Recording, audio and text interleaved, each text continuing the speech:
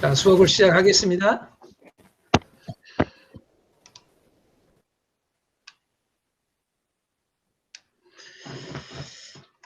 자, 누가복음을 들어가면서 제가 한 두 가지를 질문 던져보렵니다. 첫 번째로 질문이 하나는 뭐냐, 누가복음은 가난한 자가 복이 있다고 왜 말할까라고 하는 거예요. 우리가 잘 알다시피 마태복음에서는 심령이 가난한 자가 복이 있다고 그러는데, 그런데 왜 누가복음은 그냥 가난한 자가 복이 있다라고 했을까? 요거에 대한 질문, 여러분에게 답을 얻고자 하는 건 아닙니다.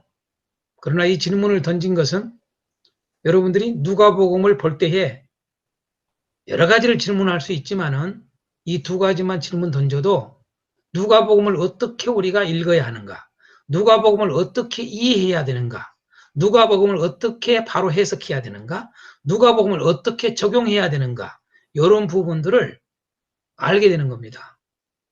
이런 부분들을 모르면은 이 질문 앞에 정확한 답들을 못하면은 누가복음을 설교를 하면 안 돼요, 사실은요.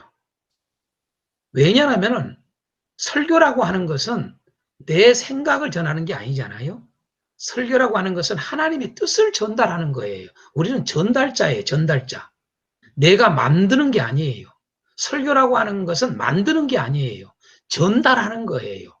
순종하는 거예요. 하나님의 말씀을 그대로 전달하는 거예요. 구약시대는 선지자들이 그대로 전달한 거예요. 그게 구약 성경이에요. 신약 성경은 사도들이 주의 말씀을 그대로 받아들여서 전달한 거예요. 그게 설교예요. 그게. 오늘 우리가 꼭 잊지 말아야 돼요. 하나님의 뜻을 전달하는 거예요. 그 하나님의 뜻을 알려면은 누가복음을 바로 해석을 해야 되지요. 누가복음을 바로 해석을 하려고 그러는데 그런 어떤 질문에 내가 첫 번째로 왜 누가복음은 가난한 자가 복이 있다고 했냐라고 하는 거예요. 비교했어요. 마태는 심령이 가난하다고. 심령이 가난하다는 말과 그냥 가난하다는 말은 달라요. 차이가 있어요. 왜 그랬을까라고 하는 거예요. 두 번째 질문은 내가 이렇게 해놨죠. 왜 누가복음은 백부장이 십자가에서 죽어가는 예수님을 의인이었다며 하나님께 영광을 돌리고 있을까라고 하는 거예요. 이 말은 무슨 말인지 알겠죠? 마태는 분명히 마태복음에는 예수님이 십자가에 죽어가는 모습을 통해서 백부장이 뭐라고 고백을 하며 해요. 하나님의 아들이었도다라고 그런단 말이에요. 저가 정령 진실로 하나님의 아들이었도다라고 말을 해요. 그런데 누가복음에서는 똑같은 상황에 동일한 현장 속에서 있는 사건을 같은 백부장인데 동일한 백부장이 누가는 뭐라고 표현했다고 그러느냐? 진정 의인이었도다. 정령 의인이었도다. 라고 하나님께 영광을 돌리고 있는 모습을 보게 돼요. 왜 그러느냐라고 하는 거예요. 자, 이런 질문을 던지는 것은 이게 다 중요한 키워드에 속하는 거예요. 그래서 이러한 부분을 알면은 정확한 해석을 하는 거예요. 이걸 모르면은 그냥 막 섞어서 우리가 전해버려요. 그러니까 마태나 마가는 백부장이 하나님의 아들이었다라고 그러는데 그러면 하나님의 아들의 죽음을 이야기하고자 하는 거예요. 그런데 누가는 예수님이 의인이었는데 죽었다라고 하는 것을 말하고자 하는 거예요. 이렇게 차이가 있는 거예요. 그런 의도들을 그 장에서 또 하는 전체에서 책 이런 단어 하나가 엄청나게 표현이 다르게 되어 있다라고 하는 것은 우리에게 중요한 성경을 보는 눈을 갖게 하는 거예요. 자, 목사님 죄송합니다. 목사님. 예. 요 목사님이 두루 모은답니다. 이렇게 저 허락해 달랍니다. 아이고, 그러니까 이렇게 강의할 때에 죄송합니다. 이게 강의할 때 이것이 안 되면은 죄송합니다, 여러분들에게. 강의할 때에 이런 일이 벌어지면은 참 난처하거든요, 사실은요. 예. 중간에 이렇게 들어오면 무진장 힘들어요. 여러분들에게 방해가 돼요.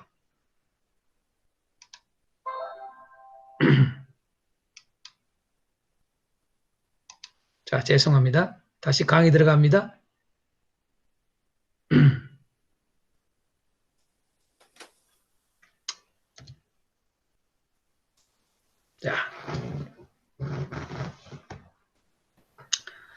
자, 두 가지 질문을 던지겠습니다. 누가복음을 두 가지 질문을 던지겠습니다.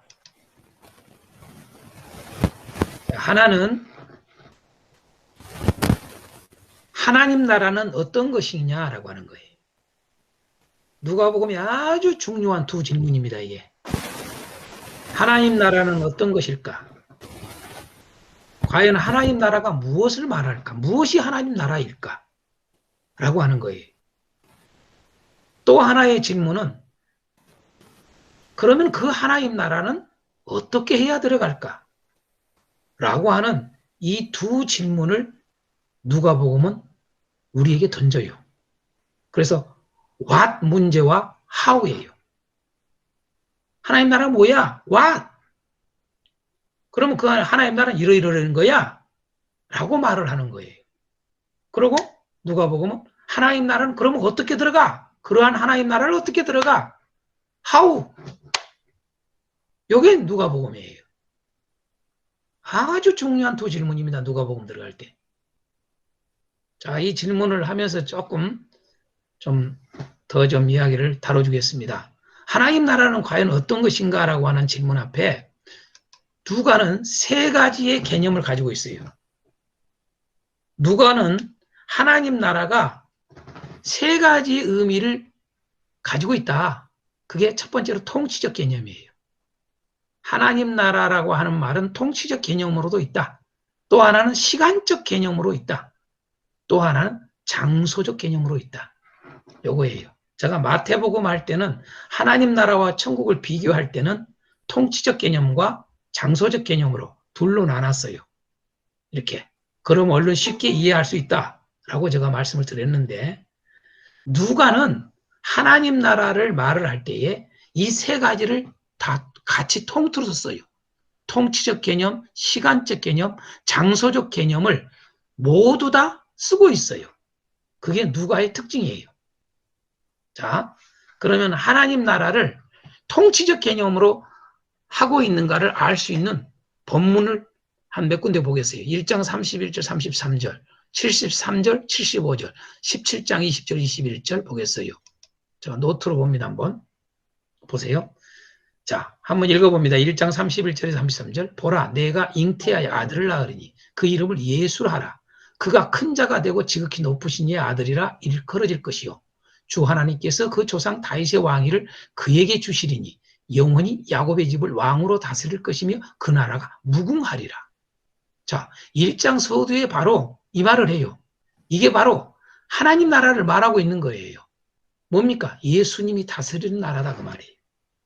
자, 예수님이 다스린다 그 말이에요. 예수님이 다스려. 그래서 다윗에게 그 구약의 다윗을 통해서 계속 다윗의 왕위를 이어서 올 것을 약속했던 사무엘 하의 그 17장의 말씀에 대로 다윗의 왕위를 이을 영원한 왕, 바로 나라, 예수님이 다스리는 나라다. 그게 하나님 나라야 라고 지금 누가는 말하고 있어요. 자, 통치적 개념이에요. 예수님이 통치한다 그 말이에요. 예수님이 통치한 나라가 바로 하나님 나라야 그 말이에요. 자, 또 한 구절을 보겠어요. 1장 73절에 75절에 곧 우리 조상 아브라함에게 하신 맹세라 우리가 원수의 손에서 건지심을 받고 종신토록 주 앞에서 성결과 의로 두려움이 없이 섬기게 하리라 하셨도다. 바로 이것도 하나님 나라 이야기예요. 무슨 말이에요? 자, 다윗을 통해서 약속한 것 그거예요. 근데 그 약속한 게 뭐다? 주의 구원이야. 하나님의 나라는 주의 구원이고 주를 섬기는 거야. 그게 하나님 나라야. 이렇게 말하고 있는 거예요. 그래서 하나님이 구원하는 것이 곧 하나님 나라예요. 그러니까 하나님 나라 이코르 구원이에요. 구원. 그러니까 하나님 나라 구원. 하나님 나라 하나님을 섬김. 요거예요. 구약을 하는 공부를 하는 사람들은 이 출애굽기서 할 때 제가 구원과 섬김이 하나로 연결되어 있다. 그걸 보지를 못하면 출애굽기서를 이해를 못한다라고 말씀을 드렸거든요. 근데 여러분들이 바로 이러한 부분들이 다 이렇게 하나로 연결되는 걸 알 수가 있어요. 근데 그 주를 어떻게 섬기느냐? 성결과 의로 섬기는 거야. 그게 하나님 나라야. 라고 하는 거예요. 이렇게 하나님 나라를 구체적으로 우리가 알려줍니다. 하나님 나라가 뭐인가? 자, 이 통치적 개념입니다, 이게. 누가복음 11장 20절에 이렇게 말합니다. 내가 만일 하나님의 손을 힘입어 귀신을 쫓아낸다면 하나님의 나라가 이미 너희에게 임하였느니라. 자, 통치했다 그 말이에요. 지금 예수님께서 하시는 말씀이죠. 내가 하나님의 능력으로 그 말이에요. 하나님의 손을 왜 써요? 여러분요. 통치적 개념을 써요. 권세, 권위 이걸 쓰는 거예요. 예? 통치의 능력, 예? 통치자의 능력 이걸 보여주기 위해서 하나님의 손 그러는 거예요. 내가 하나님의 손을 힘입어서 귀신을 쫓아낸다면 하나님 나라가 이미 너에게 임하였느니라. 바로 하나님 나라의 통치적 개념이에요. 통치한다고 말이에요. 귀신을 쫓아내면 벌써 하나님의 통치예요. 예수님의 이름으로 귀신을 쫓아낼 때 그게 뭐예요? 예수님의 통치가 시작되는 거예요. 이게 통치적 개념입니다. 이렇게 하나님 나라는 통치적 의미를 가지고 있다. 그걸 보여줍니다. 자, 또 두 번째로 시간적 개념입니다. 시간적 개념. 시간적 개념으로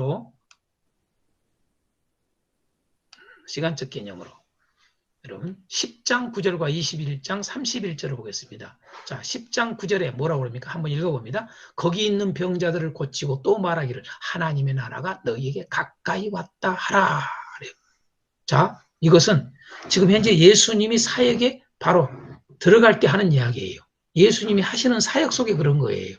지금 현재. 자, 지금 하나님 나라가 가까이 왔어야? 하나님 나라 가까이 왔어야? 그러면서 복음을 전하게 하는 거죠. 여러분요. 그래서 이 말은 하나님 나라가 이미 왔다라고 하는 걸 보여주는 거예요. 근데 21장 31절을 보면 이와 같이 너희가 이런 일이 일어나는 것을 보거든 하나님 나라가 가까이 온 줄 알라. 자, 이 말은 지금 현재 잘 알다시피 21장은 여러분 종말에 있을 이야기한 이야기예요. 근데 그때도 이런 이야기를 해요. 종말에 하나님 나라가 가까이 온 줄 알아라. 이렇게 말을 해요. 뭐예요? 아직의 의미예요, 이건요. 그래서 우리가 흔히 하나님 나라는 이미와 아직 이 두 가지가 있다. 그러니까 이미는 현재적, 시간적으로 현재적으로 임한 것, 이게 하나님 나라예요. 그런데 아직 미완성이야, 여러분요. 이게 미래적이에요, 미래적. 아직. 그래서 하나님 나라는 이렇게 시간적 개념으로 현재적이면서 미래적 두 가지를 동시에 가지고 있는 것이 하나님 나라의 특징이라는 걸 알려주는 거죠. 여러분, 구원, 하나님 나라가 이렇게 현재적이고 미래적이다. 다시 말해서 이미와 아직이라는 말은 여러분 하나님 나라에게만 속한 게 아니에요. 방금 전에 제가 말씀드렸죠. 하나님 나라는 방금 우리가 통치적 개념으로서 구원이라고 하는 의미가 하나님의 나라라고 그랬죠. 주의 구원. 뭡니까? 구원이라고 하는 것을 여기서 우리가 또 그냥 알 수 있어요. 구원은 여러분요. 이미 우리에게 구원이 이루어졌어요. 그러지만 아직이라는 사실도 알아야 돼요. 이런 것을 볼 때 여러분요. 이미 이루어졌지만 아직이라고 하는 말은 아직 구원이 미완성이라는 걸 알아야 돼요. 근데 이미 다 끝났다. 완전히 구원이 완성돼 버렸어야? 이렇게 말하는 것은 아주 잘못된 가르침이에요. 성경 어디도 구원이 완전히 끝나버렸어야 되는 곳이 없어요. 구약이나 신약의 전체. 항상 이미 아직이에요. 구원을 우리가 받았어 이렇게 말을 하잖아요. 그러나 아직 구원을 이루고 있어. 이 아직이란 말이에요. 여러분. 그래서 바울 사도는 구원을 받은 이야기도 하고 구원을 이루라는 말도 쓰는 거예요.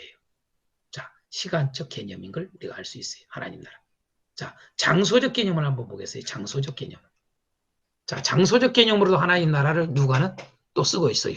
자, 16장 9절을 봅니다. 내가 너희에게 말하니 불의의 재물로 친구를 사귀라. 그리하면 그 재물이 없어질 때 그들이 너희를 영주할 처소로 영접하리라. 하나님 나라를 장소적 개념으로 이야기해요. 뭐라고 그래요? 영주할 처소. 뭐예요? 영원히 거할 곳이다. 그 말이에요. 하나님 나라는 장소적인 의미로서 영원히 거할 곳이다. 라고 하는 걸 우리는 알아야 돼요. 자, 두 번째로 보겠어요. 16장 22절 23절에 이에 그 거지가 죽어 천사들에게 받들려 아브라함의 품에 들어가고 부자도 죽어 장사되며 그가 음부에서 고통 중에 눈을 들어 멀리 아브라함과 그의 품에 있는 나사로를 보고 이렇게 말해요. 뭐예요? 하나님 나라는 고통이 없는 곳 그 말이에요. 자, 고통, 음부는 고통이 있는 곳이잖아요. 아브라함 품은 고통이 없다는 말이에요. 네? 그래서 장소적으로 고통이 있는 곳이 있고 고통이 없는 곳이 있다는 거죠. 그 하나님 나라는 고통이 없는 곳이라 라고 알려주잖아요. 우리가 부자와 나사로 이야기 속에서, 거지 나사로 이야기 속에서 알 수 있잖아요. 자, 23장에도 마찬가지예요. 우리가 이 말씀은 뭐예요? 여러분, 한 행악자, 여러분 구원의 약속을 받는 한 행악자 이야기가 나와요. 예수여 당신의 나라에 임하실 때에 나를 기억하소서. 당신 나라에 임하실 때에 그러잖아요.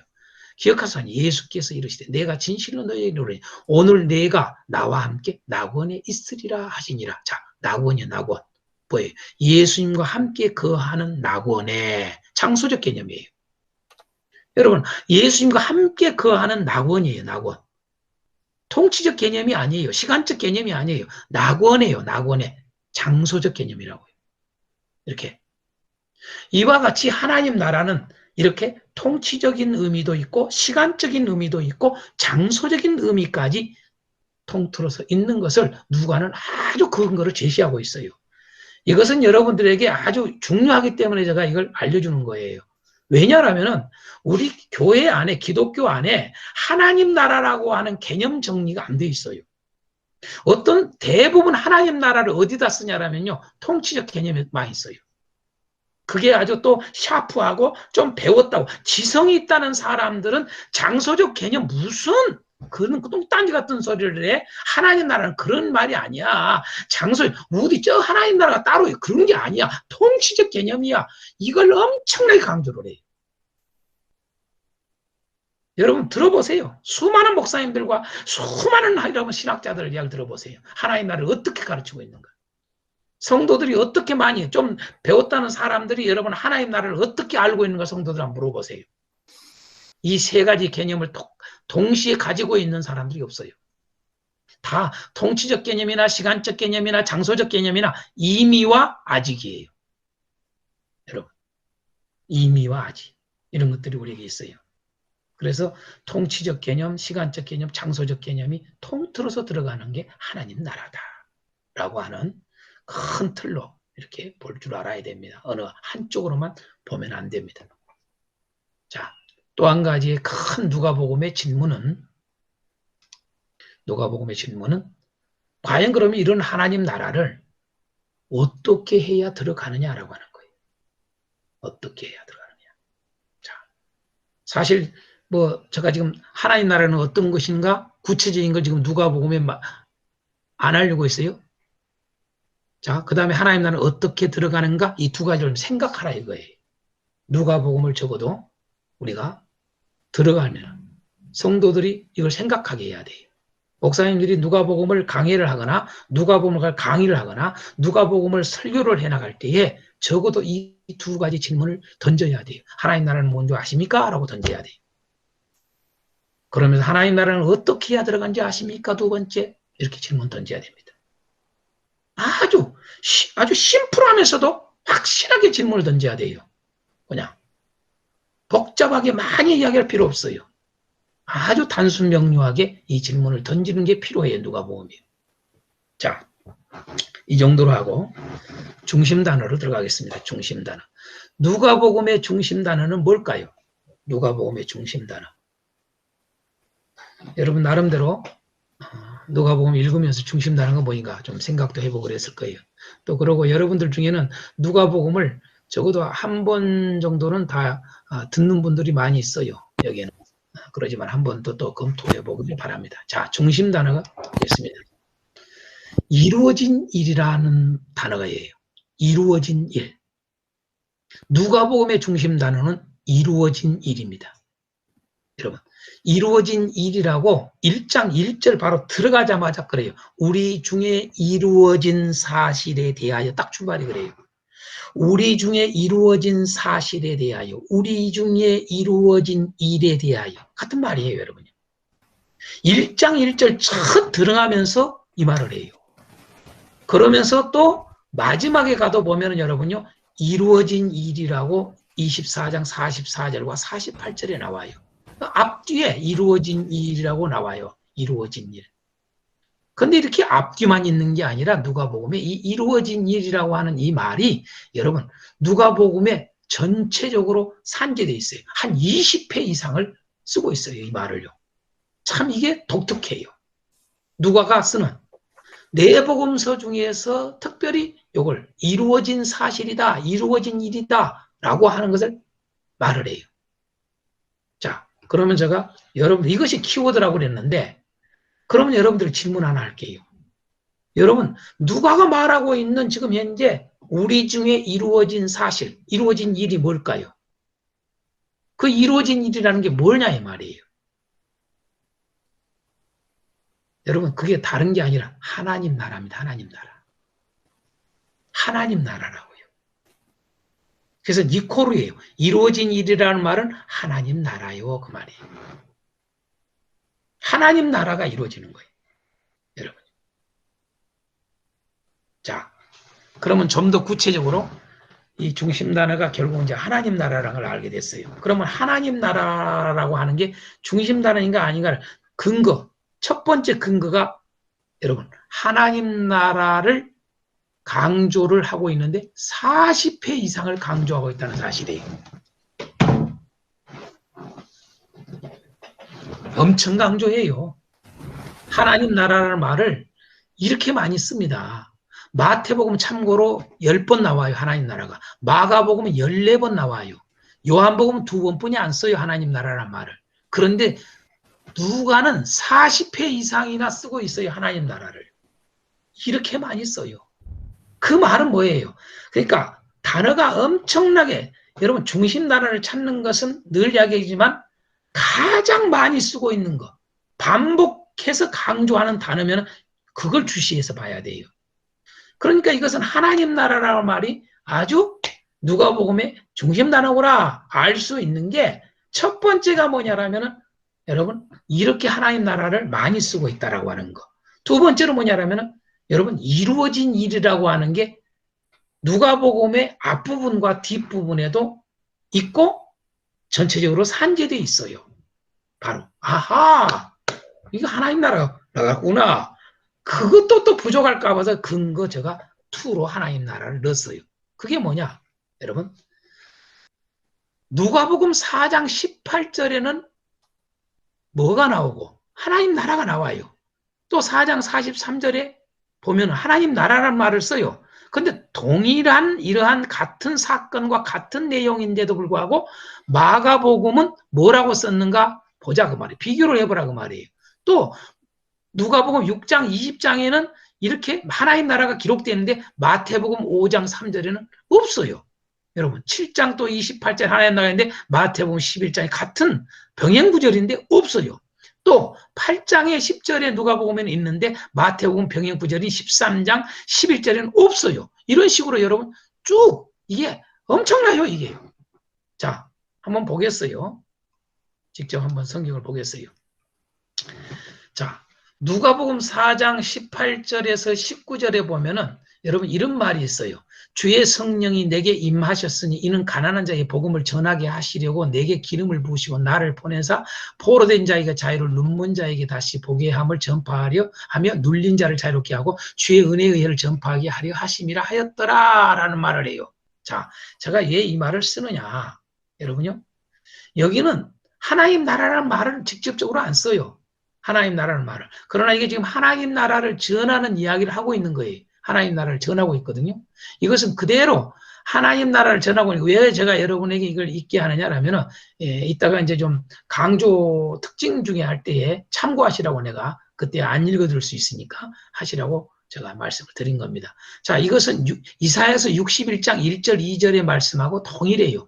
그러니까 이사야 선지자를 통해서 하나님의 나라를 말을 하기를 어떻게 했느냐 하나님 나라를 요렇게 성령으로 누구에게 가난한 자에게 증거한다. 그래서 그 하나님 나라를 뭐라 주의 은혜에 의해 이렇게 표현한 거예요. 주의 은혜에 의해.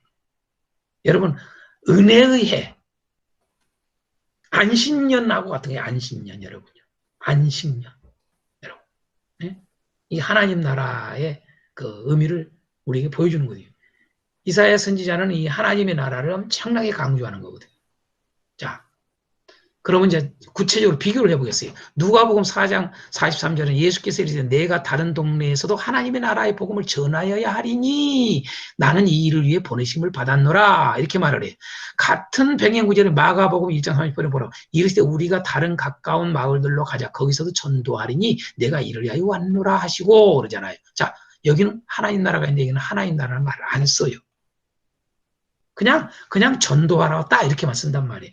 하나님 나라를 전하는 거죠. 하나님 나라의 복음을 전하여야 한다. 그러니까 자, 그냥 전도한다. 그냥 전한다 그 말이에요. 이건 하나님 나라의 복음을 전한다. 이렇게 해서 하나님 나라를 동일한 사건 속에 있었던 일인데 마가는 이렇게 하는데 누가 하나님 나라라는 말을 툭 던져 놓아요. 거기다가요.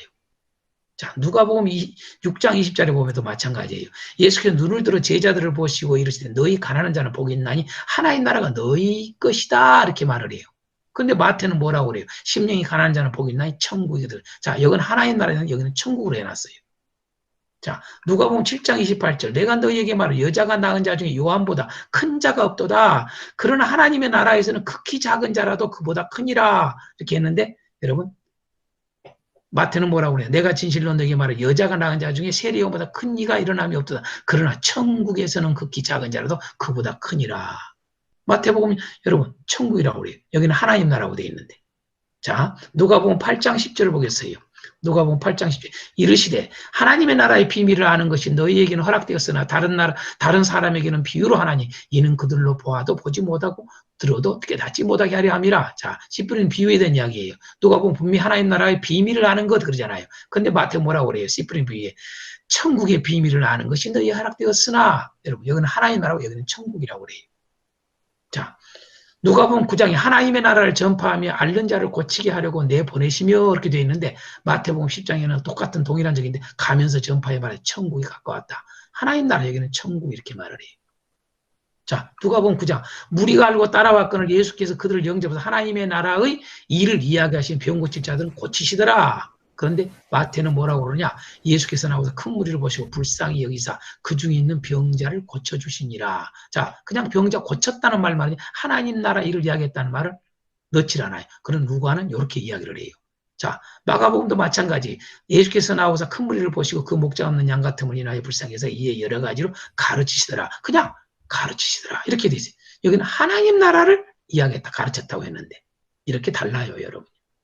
자, 누가복음은요 이르시되 또 9장에 보면 죽은 자들로 자기의 죽은 자들을 장사하게 하고 너는 가서 하나님 나라를 전파하라 그래요.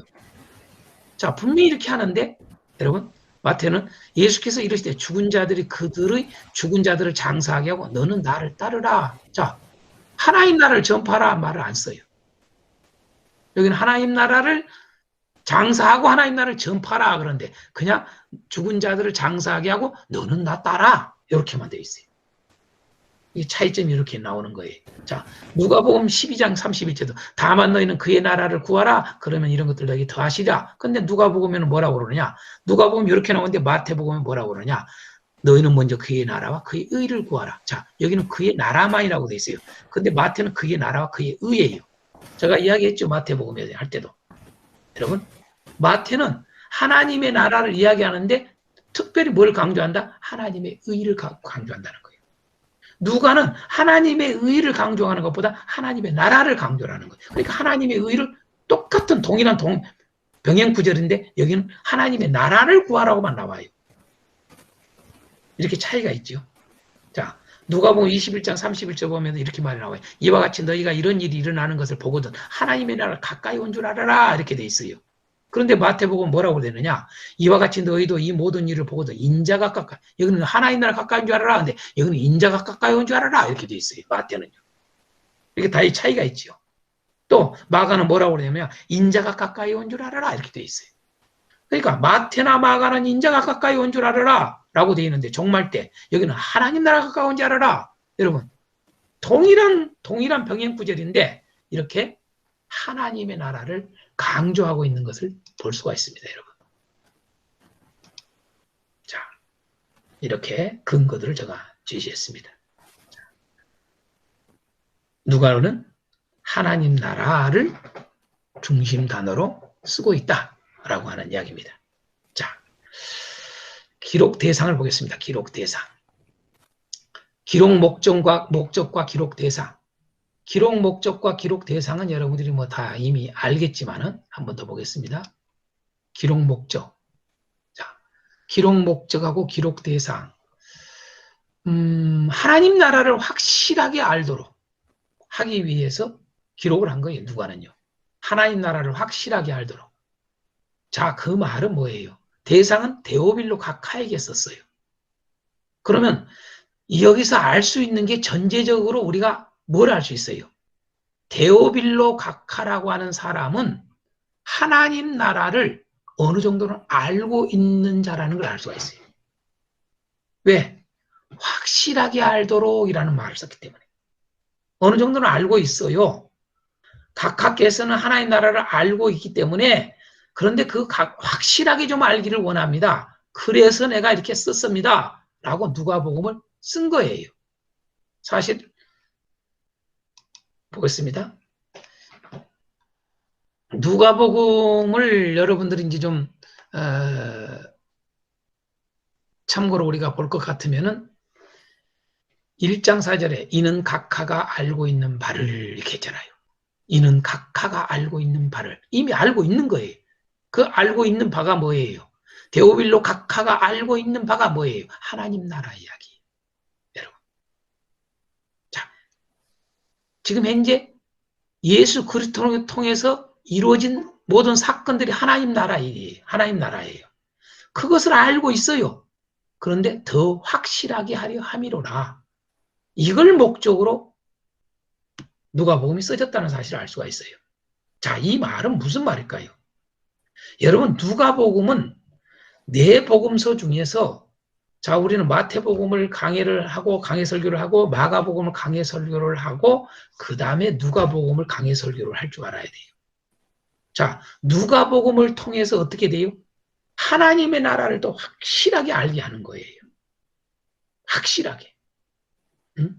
그냥 두루뭉실 알고 있는 오늘날 우리 교회를 향해서 오늘날 교회가 하나님 나라를 두루뭉실 알아요. 구체적으로 알질 않아요. 분명하게 알지를 않아요. 그냥 대강 알고 있단 말이에요. 그렇기 때문에 그래서 우리의 신앙이 문제가 있는 거예요. 교회들이 오늘날. 그래서 누가복음을 통해서 이 누가복음을 제대로만 설교를 해주면은 하나님 나라가 확실해지는 거예요. 왜? 기록 목적이 하나님 나라를 확실하게 알도록 하기 위해서 기록했기 때문에 누가복음을 그대로 읽고 이것을 잘 설교해 나간다면 정말 하나님 나라가 확실하게 딱 오는 거예요. 이게. 오늘날 우리 교회에 꼭 필요하죠.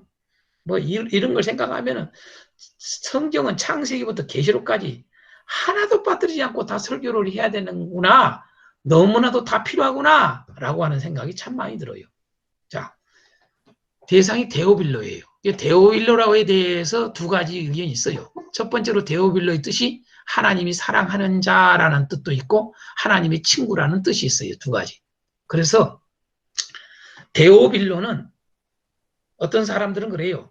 아, 데오빌로는 뭐 이름이 아니고 그냥 하나님이 사랑하는 자에게 쓴 복음서야. 일종의 서신. 제가 이야기했잖아요. 누가복음은 최장의 서신서라고 내가 했잖아요. 최장의. 여러분요. 서신서로 말한다면은 이게 서신이기 때문에 데오빌로에게 쓴 서신이란 말이에요. 서신이기 때문에 아주 긴 서신이죠. 아주. 그런데 이런 적임에도 불구하고 하나님이 사랑하는 자에게 쓴 편지야.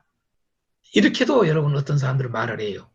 그러나 사실 데오빌로 각하에게라는 말을 쓴 걸 보면은 실질적 존재, 실제적 사람에게 쓴 거예요. 그런데 그 사람의 뜻이 데오빌로라는 뜻이 참 오묘하게도 하나님이 사랑하는 자라는 뜻을 가지고 있어요. 하나님이 사랑하는 자. 야, 하나님이 사랑하는 자야. 하나님이 사랑하는 자야. 너가 온전히 내 나라를 내가 말하는 이 나라를 잘 알아라. 더 나를 사랑하는 자가 되라. 이런 뜻이 있는 거죠. 하나님의 친구라는 뜻. 야, 나의 친구야. 그러니까 하나님의 친구이기 때문에 하나님이 사랑하는 자이기 때문에 하나님 나라를 더 확실하게 알게 하고자 하는 마음이 있었던 걸 알 수 있어요. 오늘 우리 교회를 다닌다는 사람들은 다 하나님이 사랑하는 자 아니에요? 하나님의 친구 아니에요? 그러니까 이들에게 하나님 나라를 확실하게 알도록 해줄 필요가 있는 거예요. 그래서 누가복음을 여러분이 설교를 잘 이렇게 강의해 나갔으면 좋겠습니다. 혹자는 여러분 이 데오빌로를 이렇게 말을 해요. 황제를 숭배하지 않는 무신론자라는 제목으로 아내는 유배행을 당하고 자신은 사형을 당한 이 도미티아누스 황제의 사촌이었던 집정관 플라비우스 클레멘스로 보는 경우들이 있다라고 해요, 여러분. 실제적 이름 중에 이 데오빌로라고 하는 사람이 그 당시에 도미티아누스 황제의 사촌이었던 이 플라비우스 클레멘스라는 사람이 라는 주장들이 있어요. 근데 그 사람이 황제를 숭배하지를 않고 이렇게 무신론자라는 제목을 가지고 그를 죽이게 되죠. 그런데 이제 자, 그럼 누가복음의 특징은 한 7가지로 보겠습니다. 자, 누가복음의 특징. 제가 어떨 때는 중심 단어 외에 그 외에 중요한 단어 그럴 때도 있고 어떨 때는 그걸 안 하고 특징으로 할 때도 있습니다. 특징도 여러분요. 그냥 알 수 있는 게 그 중심 단어 외에 또 아주 중요한 단어들이 쓰여질 때 그걸 잘 눈여겨보면 그게 특징이 됩니다. 그 책에. 자, 첫 번째로 누가복음의 특징은 말씀을 강조합니다. 성경, 더 정확하게 하면 성경을 엄청나게 강조해요. 그게 70회 이상이 났습니다. 참 놀라워요, 보면은요. 여러분, 누가복음은 들어가면서부터 1장 2절에 보면은 들어가면서부터 말씀을 강조합니다. 말씀. 뭐라고 그럽니까? 1장 2절에 처음부터 목격자, 말씀의 일꾼 된 자 그러잖아요. 말씀의 일꾼 된 자. 그래서 마지막에 보면은 24장 8절에서부터 45절까지 쭉 뭘 강조하느냐? 예수님이 아시다시피 24장은 부활장입니다. 예수님이 부활한 장면인데 이 누가는 특별히 예수님의 부활에 대해서 뭘 강조하느냐? 성경을 강조합니다. 그러니까 내 복음서마다 부활장이 다 있는데 그 부활장마다 다 달라요. 그 말은 각 복음서마다 부활에 대해서 강조하고자 하는 게 다 다르다 그 말이에요.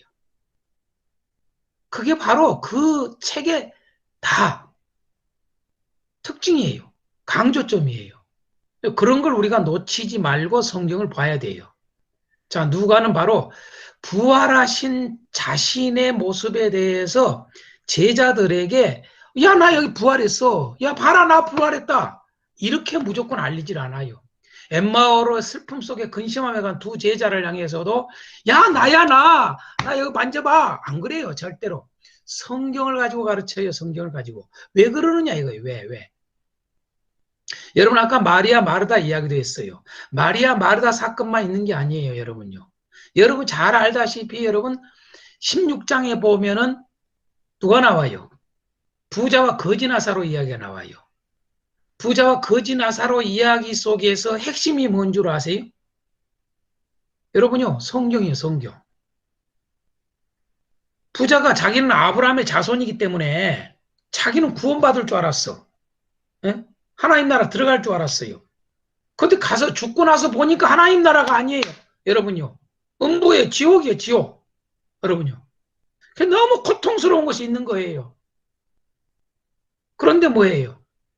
자기는 이제는 더 이상 여기 너하고 여기하고 이 나사로 거지 나사로하고 너하고는 큰 경계가 있어. 이리 올 수가 없어. 여기서 거리 갈 수 없고. 그러니까 뭐예요? 단념을 해요.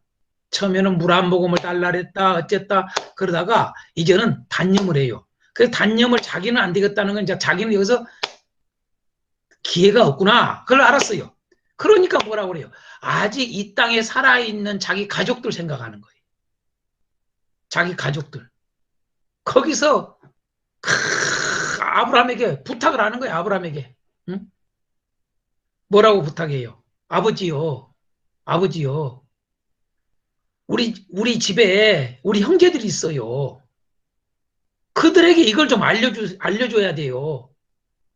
그러면서 뭐라고 그래요? 죽은 나사로를 살려서 좀 보내달라는 거예요. 왜? 다 안다는 이야기예요. 왜? 날마다 잔치하고 그랬으니까 알아요. 거지 나사로가 자기 대문 앞에 살았기 때문에. 너무 잘 알아요. 그러니까 이자가 죽었는데 살아나서 가서 이야기해주면 다 알 거 아니냐, 믿을 거 아니냐 이거예요. 그때 뭐라고 그래요, 여러분요?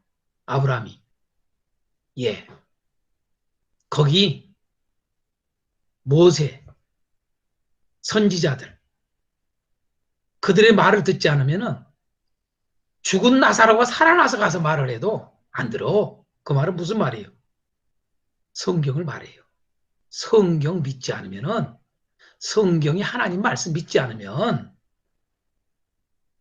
죽은 자 살아나는 기적을 보이고 가서 이야기해도 소용이 없는 거야. 그래서 뭘 강조해? 성경이 중요한 거야. 이게 누가의 특징이에요. 그렇게 중요합니다. 예수님은 쉽게 말해서 부활장에서 예수님 자신이 부활한 모습을 보여준 것보다 더 중요한 게 뭐예요? 성경이에요, 성경. 그래서 모세의 글부터 시작해서 선지자의 글, 시편까지 다 통해가지고 예수님 자신이 죽으실 것과 부활할 것을 다 설명했더라고 하잖아요. 그때 그 말을 들었던 두 제자들은 뜨겁지 아니하더냐 그래요. 네? 감동이 그때 된 거예요. 맞아, 성경이 그런 뜻이었구나. 예수님이 죽으면 반드시 부활하시는구나. 이런 걸 알게 된 거죠. 마찬가지예요, 오늘날도. 여러분이 뭐 기적을 보았니? 뭐 지옥 갔다, 뭐 천국 갔다 왔니? 지옥을 보고 왔니? 그보다 더 중요한 게 성경을 보고 믿지 않은 사람은요, 소용없어요, 여러분요. 그걸 우리에게 알려주는 거예요. 그래서 성경을 우리가 믿고 성경의 말씀대로 따라가면은 그 사람들에게 하나님 나라예요. 그래서 하나님 나라는 성경을 아는 것이 매우 중요하다는 걸 첫 번째로 누가는 그걸 강조하고 있어요. 하나님 나라는 성경을 아는 것이 아주 중요하다. 자, 두 번째로는 성령을 또 강조해요. 성령을. 그러니까 여러분 보십시오. 누가가 쓴 책이 두 개지요. 잘 아시다시피 누가복음하고 사도행전이에요. 근데 아주 그 성향이 비슷해요. 뭡니까? 사도행전도 말씀을 강조해요. 아주 말씀을 강조해요. 나중에 사도행전 할 때 보시면 알지만 또 성령을 강조해요. 잘 아시다시피. 마찬가지 누가복음도 성령을 엄청나게 강조해요. 16번이나 써요, 여러분요. 마태는 12번 써요. 더 긴 장도. 더 긴 마태복음이 12번이 안 써요. 마가는 6번뿐이 안 써요. 요한도 12번뿐이 안 써요. 여러분요. 요한도 성령을 무진장히 강조하는데 여러분 누가가 더 강조를 해요, 성령을요. 참 놀라워요. 여러분 우리가 잘 알다시피 아까 우리가 그 처음에 볼 때 그 저기 4장에 있는 말씀을 제가 그 이사야서 60장 말씀하고 61장 말씀하고 이렇게 해서 보았듯이 거기서 바로 뭐예요? 하나님 나라를 예수님 비로소 증거하는데 뭐예요? 성령이 임해서 증거했다. 이렇게 가르치잖아요. 성령이 임해서. 이것도 다른 복음서, 새 복음서는 없어요. 오직 누가복음만 그 말씀이 있어요. 성령이 임하심으로 이제는 하나님 나라를 증거한 이야기를 하는 거예요. 그게 누가예요. 사도행전도 마찬가지잖아요. 성령이 임함으로 하나님 나라를 증거한 이야기예요. 동일합니다. 이렇게 성령이 중요해요. 이게 성령이 왜 중요하냐? 하나님 나라에 있어서는 아주 성령이 중요하다는 거예요. 그런 말씀들이 이렇게 많이 있습니다. 그냥 찾아보지 않겠습니다. 대강 제가 한두 가지만 이야기했습니다. 그래서 누가복음의 두 번째 특징은 성령을 강조한다. 곧 뭐예요? 하나님 나라는 거룩한 영의 역사다라고 하는 것을 우리에게 알려줘요. 제가 여기서 거룩한 영이라고 하는 말을 쓰죠. 왜 성령이라 안 그러고 성령, 성령이라는 말을 듣는 거하고 거룩한 영이라는 말을 듣는 거 어때요, 여러분? 뉘앙스가 동일한 같은 의미인데 성령, 거룩한 영 같은 말이거든요. 그런데 여러분 거룩한 영이라고 말을 들으니까 훨씬 다르죠.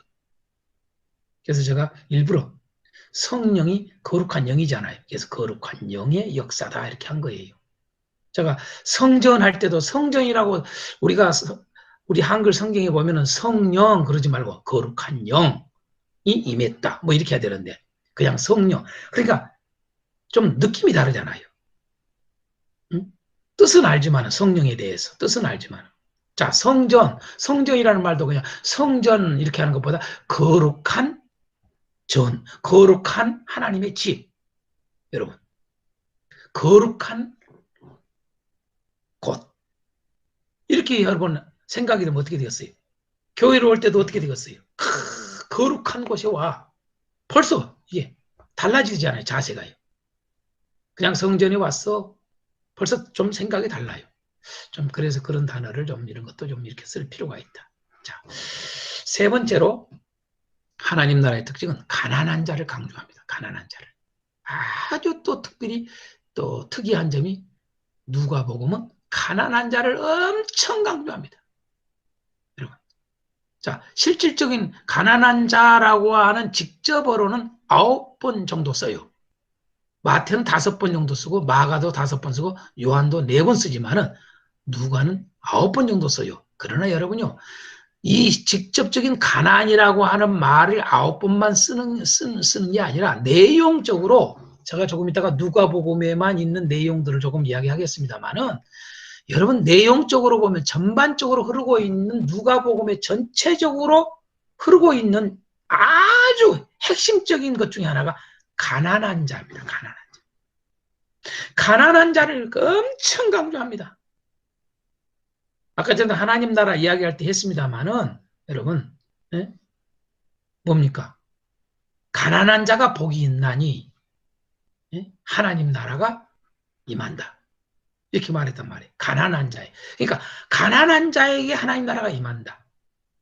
자, 4장 18절 아까 봤는데 다시 한번 보겠어요. 자, 하나님 나라는 가난한 자의 것이라는 것을 강조하고 있는 거예요. 누가는요.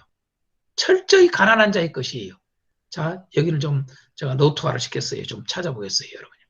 자, 아까 봤어요. 누가복음 4장 18절에 주의 성령이 내게 임하시니 이는 가난한 자에게 복음을 전하게 하시려고 내게 기름을 부으시고 나를 보내서 포로된 자에게 자유를, 눈먼 자에게 다시 보게 함을 전파하며 눌린 자를 자유롭게 하고 라고 돼 있어요. 자, 주의 성령이 임했어요. 왜 임했느냐? 예수님에게 성령이 임했다 이거예요. 왜 임했느냐? 가난한 자에게 복음 전하려고.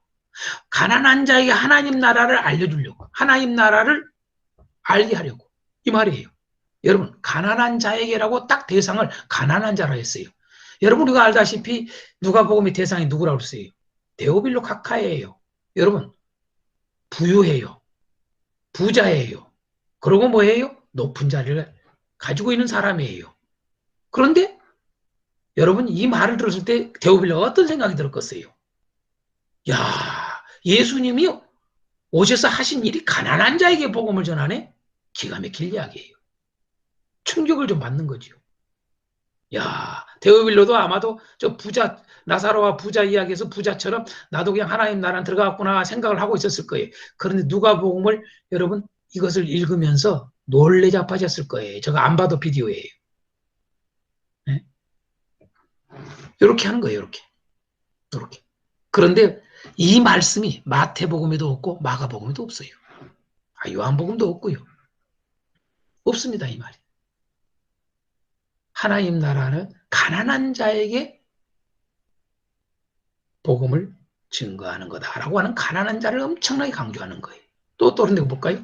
6장 20절에서 25절까지 보니까 예수께서 눈을 들어 제자들을 보시고 이르시되 너희 가난한 자는 복이 있나니 자, 하나님의 나라가 너희 것이며 지금 줄인 자는 복이 있나니 너희가 배부를 얻을 것이요 지금 우는 자는 복이 있나니 너희가 웃을 것이며 인자로 말미암아 사람들이 너희를 미워하고 멀리하고 욕하고 너희 이름을 악하다 하여 버릴 때에는 너희의 복이 있도다. 그날에 기뻐하고 뛰놀라 하늘에서 너희 상이 큼이라. 그들의 조상들의 선지자들이 이와 같이 하였느니라. 그러나 화해주는 너희 부요한 자여 너희는 너희의 이로를 이미 받았도다. 화해주는 너희 지금 배부른 자여 너희는 주리로다. 화해주는 너희 지금 웃는 자여 너희가 해통하며 울리로다.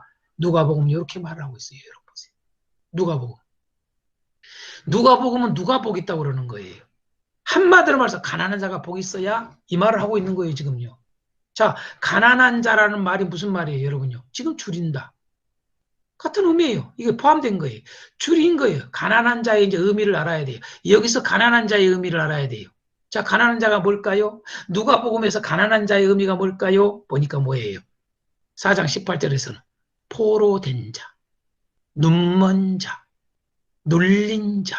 이게 가난한 자예요, 여러분. 자, 여기서 가난한 자가 뭐예요? 줄인 자. 여러분, 줄인, 우는 자. 보세요. 자, 줄인 자. 지금 줄인 자. 지금 우는 자. 또 뭐예요? 여러분, 미움을 당하고, 예? 미움을 당하고 핍박을 당하는 자. 여러분, 이게 바로, 여러분, 가난한 자예요. 그래서 다시 밑에 이야기하잖아요. 복 있는 자는 가난한 자야. 화가 있을 자, 저주를 받을 자는 누구냐? 부요한 자야. 배부른 자야. 지금 웃는 자야. 라고 돼 있어요. 가난한 자의 반대예요. 놀랍지요? 누가는 철저히 가난한 자의 복음입니다. 예수님이 왜 오셨느냐? 가난한 자를 위해서 왔어. 하나님 나라는 누구에게 주어지느냐? 가난한 자에게만 주어지는 거야. 이 충격적인 말을 하고 있는 거예요. 보세요. 마태복음하고 누가복음하고 차이가 있잖아요. 여기는 심령이 가난한 자 그러잖아요. 심령이 가난한 자. 여기는 그냥 가난한 자예요. 이 심령이 가난한 자, 애통하는 자, 여러분 온유한 자, 의에 줄이고 목마른 자, 제가 이야기했죠? 이게 다 하나. 여러분, 이 말이 심령이 가난하다, 애통하다, 온유하다, 이 말이 뭐냐? 의에 줄이고 목마른다. 그 말이거든요. 그러니까 여기는 가난이라고 하는 의미가 의에 줄이고 목마른 걸 말하는 거예요. 그게 심령의 가난이에요. 네? 이게 마태하고 누가가 이렇게 차이가 있어요. 여기서는 뭐예요? 여러분, 여기는 의 때문에 밥 못 먹고, 의를 위해서 사는 것 때문에, 의롭게 사는 것 때문에, 오직 의롭게, 바르게, 옳게 사는 것 때문에 핍박당하고, 옳게 사는 것 때문에 못 살고, 옳게 살 때. 여러분, 이 세상에서 하는 말 있잖아요. 아니, 적당하게 살아. 깨끗하게 살아봐야 아무 소용없어. 너 손해야. 이런 말 하잖아요. 여러분, 그런 자들에게 마태복음은 얼마나 중요한지 몰라요. 위로를 주는 거예요. 야, 내가 저주받은 이 땅에서 봤을 때는 나는 저주받은 자인 줄 알았더니, 야, 내가 복 있는 자네? 그게 예수님이 알려주는 거예요. 마태복음 통해서. 마찬가지로 누가복음에서는 야, 내가 가난해서 내가 지금 현재 먹는 것도 참 제대로 못 먹어. 내가 배부르지도 못해. 야, 그러니 내가 저주받았네. 그러니까 여러분요, 내가 저주받은 줄 알죠. 아니야. 예수님이 이렇게 말하는 거예요. 누가복음을 통해서. 네가 복 있는 자야. 야, 저기 이제 못 사는 나라에 저 아프리카 쪽에 아주 못 사는 사람들, 그 사람들 저주받은 것 같지. 그러고 잘 사는 저 미국이나 야, 저 뭐냐라면 너 대한민국 사람들 너희들 잘 사니까 지금 야, 일본 사람들 너희들 복 있는 것 같지. 아니야. 누가복음 그걸 말하는 거예요. 가난한 자가 복 있는 거야. 여러분 참 중요해요. 지금이라는 말을 아주 신랄하게 해요. 지금 현재, 지금 오는 자, 지금 줄인 자, 지금 배부른 자. 보세요. 가난한 자를 강조합니다. 자, 누가복음 12장 13절에서 21절에 이렇게 말하래요. 무리 중에 한 사람이 이르되 선생님 내 형을 명하여 유산을 나와 나누게 하소서 하니 이르시되 내 이 사람은 누가 나를 너희 재판장이나 물건 나누자 세웠느냐? 삼가 모든 탐심을 물리치라. 사람의 생명이 그 소유에 넉넉한 데 있지 아니하니라 하시고 또 비유로 말하기를 한 부자가 그 밭에 소출이 풍성함에 심중히 생각하이르되 내가 곡식 쌓아둘 곳이 없으니 어찌할까 하고 또 이르되 내가 이렇게 하리라. 내 곡간을 열고 더 크게 짓고 곡식과 물건을 거기 쌓아두리라. 내가 내 영혼에게 그렇게 하고 나서 야 내 영혼아 여러 해 쓸 물건을 많이 쌓아두었으니 평안히 쉬고 먹고 마시고 즐거워하자 하리라 하되 하나님은 이르시되 어리석은 자여 오늘 밤에 네 영혼을 도로 찾으려니 그러면 네 준비한 것이 누구의 것이 되겠느냐 하셨으니 자기를 위하여 채무를 쌓아두고 하나님께 대하여 부요하지 못한 자가 이와 같으니라. 그러니까 부요한 자는 저주야 저주 이 말이에요. 근데 이런 말씀이 마태나 마가복음에는 없어요 이 말씀이요. 여러분 이 탐심에 대해서 이야기하고 있는 이 탐심을 가진 이 한 사람이 자기의 유산을 뭐냐면 형한테 이렇게 나눠주지 못해가지고 형이 다 차지하니까 그걸 갖다가 해결해 주시오 와서 예수님께 이야기하는데 여러분 이야기를 하고 있는 거예요. 근데 마태나 마가는 이걸 말하고 있질 않아요. 전혀 없어요 이 내용이요. 바로 뭐예요? 가난한 자를 강조하는 거예요. 누가는요. 또 14장 13절에서 20절에서 잔치를 베풀거든 차라리 가난한 자들과 몸 불편한 자들과 저는 자들과 맹인들을 청하라 이렇게 말을 해요. 그러면서 내 거리 길에 가서 사람을 만난 대로 혼인잔치에 청하여 오라 한데 종들이 길에 나가 악한 자나 선한 자나 만나는 데를 모두 혼인잔치에 손님들이 가득한지라. 여러분 마태복음하고 마가복음 차이를 보세요. 동일한 사건인데 여기는 없어요. 이건 가난한 자들을 여러분 초청하는 장면이에요. 여기는 없어요. 그만큼 누가는 가난한 자를 강조하고 있는 거예요. 자, 그 다음에 누가복음 15장 11절 31절 마찬가지예요. 자, 두 아들 이야기 여러분 우리가 잘 아는 두 아들 탕자의 비유 이야기 나오잖아요. 그런데 이 말씀이 마태나 마가복음에 없어요 여러분. 없어요. 이 말은 무슨 말이에요? 왜 이 비유를 했을까요? 여러분요. 왜 첫째 아들보다 둘째 아들에 대해서 기뻐할까요? 여러분 가난한 자를 강조하고 있다는 거예요. 가난한 자가 돌아오는 거예요. 둘째 아들은 가난한 자였다는 말이에요. 가난한 자가 돌아온 것을 얼마나 기뻐한지. 이게 누가복음이에요. 그러니 여러분요. 데오빌로가 정말 환장할 일 아니에요? 기가 막힐 일 아니에요? 아주 역설적으로 쓰는 거예요. 그러니까 부자인 데오빌락이 이걸 썼다. 데오빌로 각하여 하나님 나라 당신이 안다고 생각하지만 잘 아시오. 아니요. 하나님 나라는 가난한 자만 가는 거요. 이 충격을 받는 거예요, 여러분요. 오늘날 여러분의 기독교인들 중에 교회 다니는 사람들 중에 여러분요. 이 데오빌로 각하처럼 부자들 여러분 이 누가복음 보고 회개해야 돼요. 응? 지금도 여러분요. 부자 되려고 몸부림치는 사람들. 어? 어? 재물에 눈이 어두운 우리 목사님들 아주 어? 예? 재산 갖다가 모으려고 애쓰는 사람들 보세요.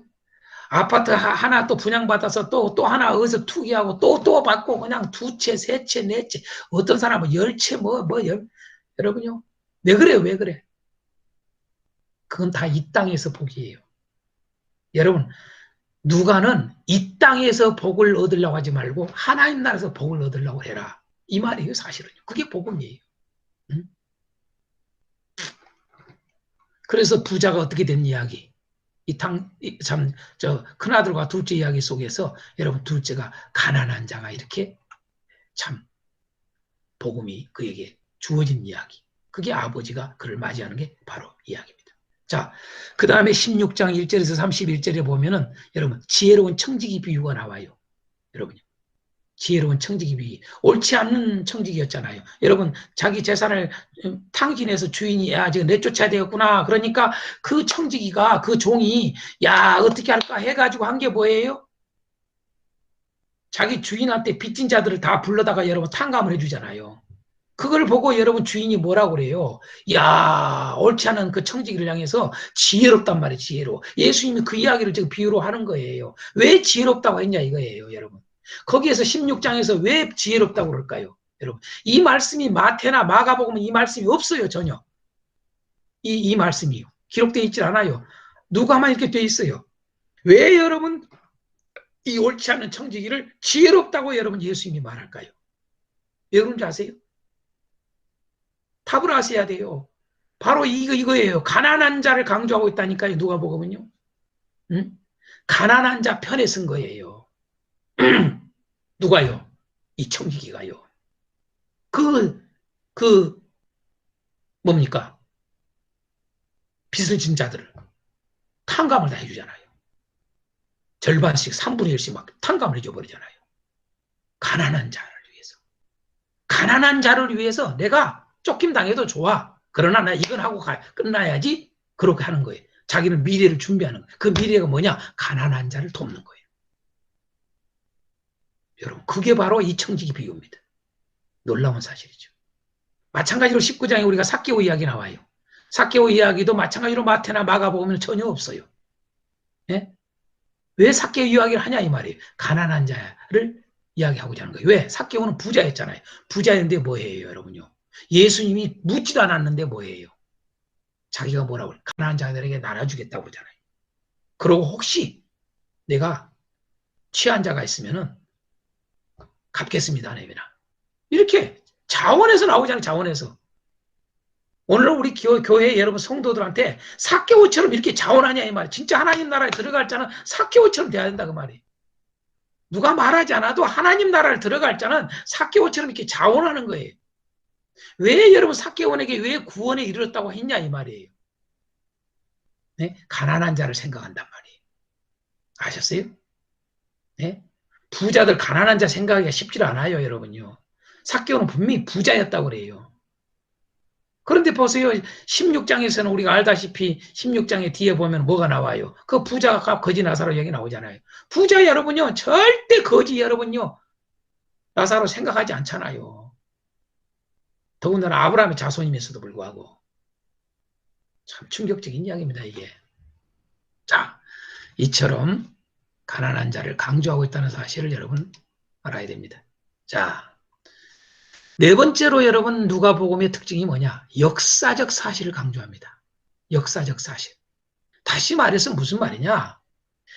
누가복음은 역사적 사실대로 그대로 기록을 한 책이에요. 이게 다른 복음서하고 차이점이 또 있어요. 역사적 사실, 역사적으로 일어난 사건을 그 일을 차근차근 기록을 했어요. 이게. 자, 한 예를 들어서 보겠어요. 무리 중에 이루어진 사실에 대하여 처음부터 목격자와 말씀에 일꾼된 자들이 전하여 준 그대로 내력을 저술러 붓을 든 사람이 많은지라. 그 모든 일을 근원부터 자세히 미루어 살핀 나도 데오빌로 각하에게 차례대로 써버리는 것이 좋은 줄 알았느니 이는 각하가 알고 있는 바를 더 확실하게 하려 함이로라. 1장 1절에서 4절까지 사실 서론이에요. 누가복음에. 서론으로 다루는 이걸 구조를 나눌 때 다룰 수도 있지만은 뭐 구조 안 다뤄도 상관없어요. 자, 어찌됐든 이 1장 1절에서 4절까지가 크게 네 가지를 우리에게 알려줘요. 자, 무엇을 말하고자 하는가, 누가복음. 자, 어떻게 말하고 있는가? 그 다음에 누구에게 말하는가? 왜 말하는가? 이게 함축적으로 들어있어요. 그렇죠? 자, 누가복음은 무엇을 말하는가? 이루어진 사실에 대하여. 우리 중에 이루어진 사실. 이게 하나님 나라 이야기죠. 예수 그리스도 사건이에요. 이것을 어떻게? 처음부터 자세히, 그 다음에 차례대로, 아주 순서대로. 그래서 누가복음은 사도행전하고 똑같이 순서대로 됐어요. 처음부터 차근차근. 교회의 시작부터 시작해서 차근차근. 자세히. 이게 누가의 특징이에요. 누가복음이나 사도행전이나. 자, 누구에게? 데오빌로 각하에게. 나도 데오빌로 각하에게 썼다. 왜 썼냐? 이는 각하가 알고 있는 바를 더 확실하게 하기 위해서 이렇게 나오잖아요. 자, 보십시다. 이 말씀대로 몇 군데만 봅니다. 1장 5절에 유대왕 헤롯 때에 아비야 반열에 제사장 한 사람이 있었으니 사가랴요. 자, 보세요. 얼마나 구체적이에요. 자, 때를 이야기를 해요. 유대왕 헤롯 때래. 그 유대왕 헤롯 때에 그때의 제사장이 누구였느냐? 사가랴야. 이렇게 말하는 거예요. 그러니까 이것이 사실이라는 걸 알기 위해서 아주 사실적, 역사적, 시간적으로 또 누구, 인물 정확하게 제시를 해요. 이렇게요. 또 1장 24절 이후에 그의 아내 엘리사벳 잉태하고 5달 동안 숨어 있으며 이르되 그러니까 이게 5달 동안 이게 개월수를 정확하게 말을 해요. 그 다음에 이제 6달째 됐을 때에 여러분 더 뒤에 가보면 뭐가 나와요? 예수님의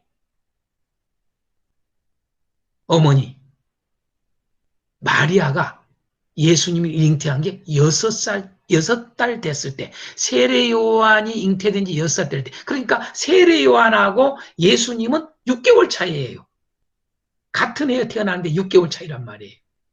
이렇게 정확하게 사실 있는 걸 그대로 이야기를 해요. 또 이렇게 2장 1절에 보면 그때에 가이수사 아우수도가 영을 내려. 자, 어떻게 해서 베들레헴에서 낳게 되는 이야기를 하는데 그때가 때가 언제냐? 가이사 아우수도가 있을 때야. 그때 어떻게 했느냐? 그때 명령을 내렸어. 전 나라에 명령을 내렸어. 호적하라고. 그래서 그 호적할 때에 총독이 이 구레뇨가 수리아 총독 이렇게 아주 황제가 누구고 구레뇨가 또 총독이고 이런 걸 아주 구체적으로 해놓은 거예요. 역사적 사실 이런 거. 마찬가지로 또 3장 1절에 티베리오 황제가 통치한 지 15해. 자, 누가 통치할 때 정확하게 티베리오가 티베리우스잖아요. 티베리우스가 통치할 때 그것도 언제 15해. 15년, 통치 15년. 이렇게 아주 자세하게 쓴단 말이에요. 아, 그때에 또 그것도 유대 총독은 누구였고, 빌라도였고, 야, 갈릴리 분봉왕은 누구였고, 이렇게 나오잖아요, 여러분요. 응? 이도레아 드로니가 지방의 분봉왕은 누구였고, 또 아빌레네의 분봉왕은 누구였고, 그때 또 제사장은 누구였고, 안나사 가야바였고, 아주 구체적입니다. 이런 등등 이렇게 쭉 보시면은, 자, 역사적 사실, 날짜, 인물, 구체적 사건 등등 이런 걸 다 합니다. 자, 그래서 이것은 뭘 보여주냐? 하나님 나라는 허상이 아닌 실제다라는 것을 알려주는 겁니다. 실제. 하나님 나라는 실제다. 그냥 허구가 아니요. 여러분, 허구도 아니고 실제다 그 말이에요. 실제. 자, 5번째 누가복음의 특징은 회개를 엄청나게 강조합니다. 회개를. 회개를 강조하는 말씀들이 많이 있어요. 제가 그냥 안 넣었어요. 그냥 두 이야기만 하겠어요. 둘째 아들 이야기, 탕자 비유, 둘째 아들이 돌아온 이야기. 자, 삭개오 이야기. 삭개오를 뭐라고 그럽니까? 잃어버린 이스라엘의 잃어버린 여러분 아브라함 자손, 잃어버린 아브라함 자손이라 이렇게 말해. 아브라함 자손. 삭개오가 여리고에 살잖아요. 여리고에. 근데 보세요. 회개하고 돌아온 장면이 등등 이런 인물들 이야기뿐만 아니라 여러분 내용적으로 회개하라는 비유를 많이 써요. 뭐 문화 비유 등등부터 이제 쭉 나옵니다. 그래서 회개를 엄청나게 강조합니다. 그래서 하나님 나라는 회개하는 자의 나라다라고 하는 것을 알려주는 거예요. 회개하는 자. 그러니까 가난한 자의 나라인데 가난한 자가 회개해야 되는 거예요. 근데 가난한 자가 회개를 해요. 거의 다. 가난하지 않으면 해결 안 해요. 고통 중에 있지 않으면 해결을 잘 안 해요. 우리 인간이요. 여러분. 자, 6번째 누가복음의 특징은 질문을 통한 가르침으로 이루어져 있다. 이거예요. 질문을 통한 가르침으로 가득 차 있어요.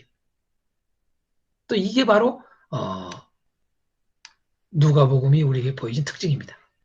질문을 계속해서 질문을 해서 거기에 대해서 분명하게 가르쳐요. 뭐 원래 복음서 자체가 다 그런 것들이 있습니다만은 특별히 누가복음은 질문을 통한 가르침이 65회나 됩니다, 여러분. 이렇게 많습니다. 자, 한번 보겠습니다. 몇 군데만. 자, 5장 23절, 24절 이렇게 말하는 내 죄사함을 받았느니라 하는 말과 일어나 걸어가라 하는 말이 어느 것이 쉽겠느냐 질문하잖아요. 그러나 인자가 땅에서 죄를 사하는 권세가 있는 줄 너희로 알게 하리라 하시고 이렇게 나오잖아요. 또 보세요. 5장 34절에서 예수께서 그들에게 이르시되 혼인집 손님들이 신랑과 함께 있을 때 너희가 그 손님으로 금식하게 할 수 있느냐? 여러분 질문해요. 그러나 그날에 이르러 그들이 신랑을 빼앗기리니 그날은 금식할 것이니라. 질문이에요. 지금. 다 질문을 통해서 가르치는 거예요. 자, 6장 3절 이하에 다윗이 예수께서 대답하여 이르되 다윗이 자기 및 자기와 함께 한 자들이 시장할 때에 한 일을 다윗이 시장할 때 어떻게 했느냐? 그 성경 읽어보지 않았느냐? 읽지 못하였느냐? 그러면서 말을 해요. 그가 하나님의 전에 들어가서 다만 제사장에게는 먹어서는 안 되는 진설병을 먹고 함께한 자들에게도 주지 아니하였느냐? 또 이럴 때 인자는 안식일의 주인이라 라고 분명하게 말을 하는 거예요. 질문하고 분명히 가르치는 거죠. 자, 또 보겠습니다. 7장 24절 이하에 요한이 보낸 자가 떠난 후에 예수께서 무리에게 요한에 대하여 말씀하시되 너희가 무엇을 보려고 광야에 나갔더냐? 질문하잖아요. 바람에 흔들리는 갈대냐? 그러면 너희가 무엇을 보려고 나갔더냐? 부드러운 옷 입은 사람이냐? 보라 화려한 옷을 입고 사치하게 지내는 자는 왕궁에 있느니라. 이렇게 답변을 확실하게 해요. 자, 질문하고 또 분명히 가르치고 그래요. 또 보겠어요? 9장에 예수께서 따로 기도하실 때에 제자들이 주와 함께 있더니 물어 이르시되 무리가 나를 누구라 하더냐? 예수님 또 물어보잖아요. 무리가 나를 누구라 하더냐? 질문해요. 그러니까 더러는 이르되 예수님 세례요한이라고요. 더러는 엘리야라고 그러고요. 어떤 사람은 선지자 중에 한 사람이라고 하고 합니다. 그러니까 예수님이 뭐라 너희는 나를 누구라 또 하느냐? 그러니까 처음에 사람들이 나를 누구라고 그러느냐? 그러다 그 다음에 그러면 너희는 나를 누구라고 그러느냐? 이렇게 말하잖아요. 응? 그러면서 뭐라고 그래? 베드로가 대답하여 이르되 하나님의 그리스도이다 하니 경고하사 이 말을 아무에도 이르지 말라. 분명하게 딱 가르치죠. 자, 10장에도 예수께서 율법에 무엇이라 기록되었으면 네가 어떻게 읽느냐? 이게 질문. 그리고 또 거기에 대한 또 그 다음에 답을 해요. 36절에 네 생각에는 이 세 사람 중에 누가 강도 만난 자의 이웃이냐라고 말을 해요.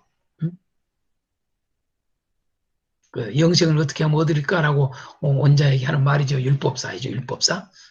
그 자에게 이렇게 여러분 질문을 던진단 말이에요. 그러고 답을 한단 말이에요. 그래서 야, 너도 강도 많은 자 이웃이 되거라 이렇게 하잖아요.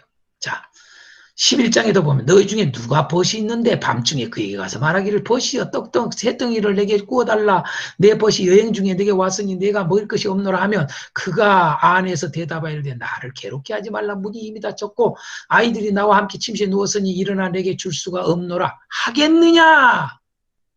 한 예를 들어서 말을 하면서 질문을 하잖아요. 이렇게 질문을 통해서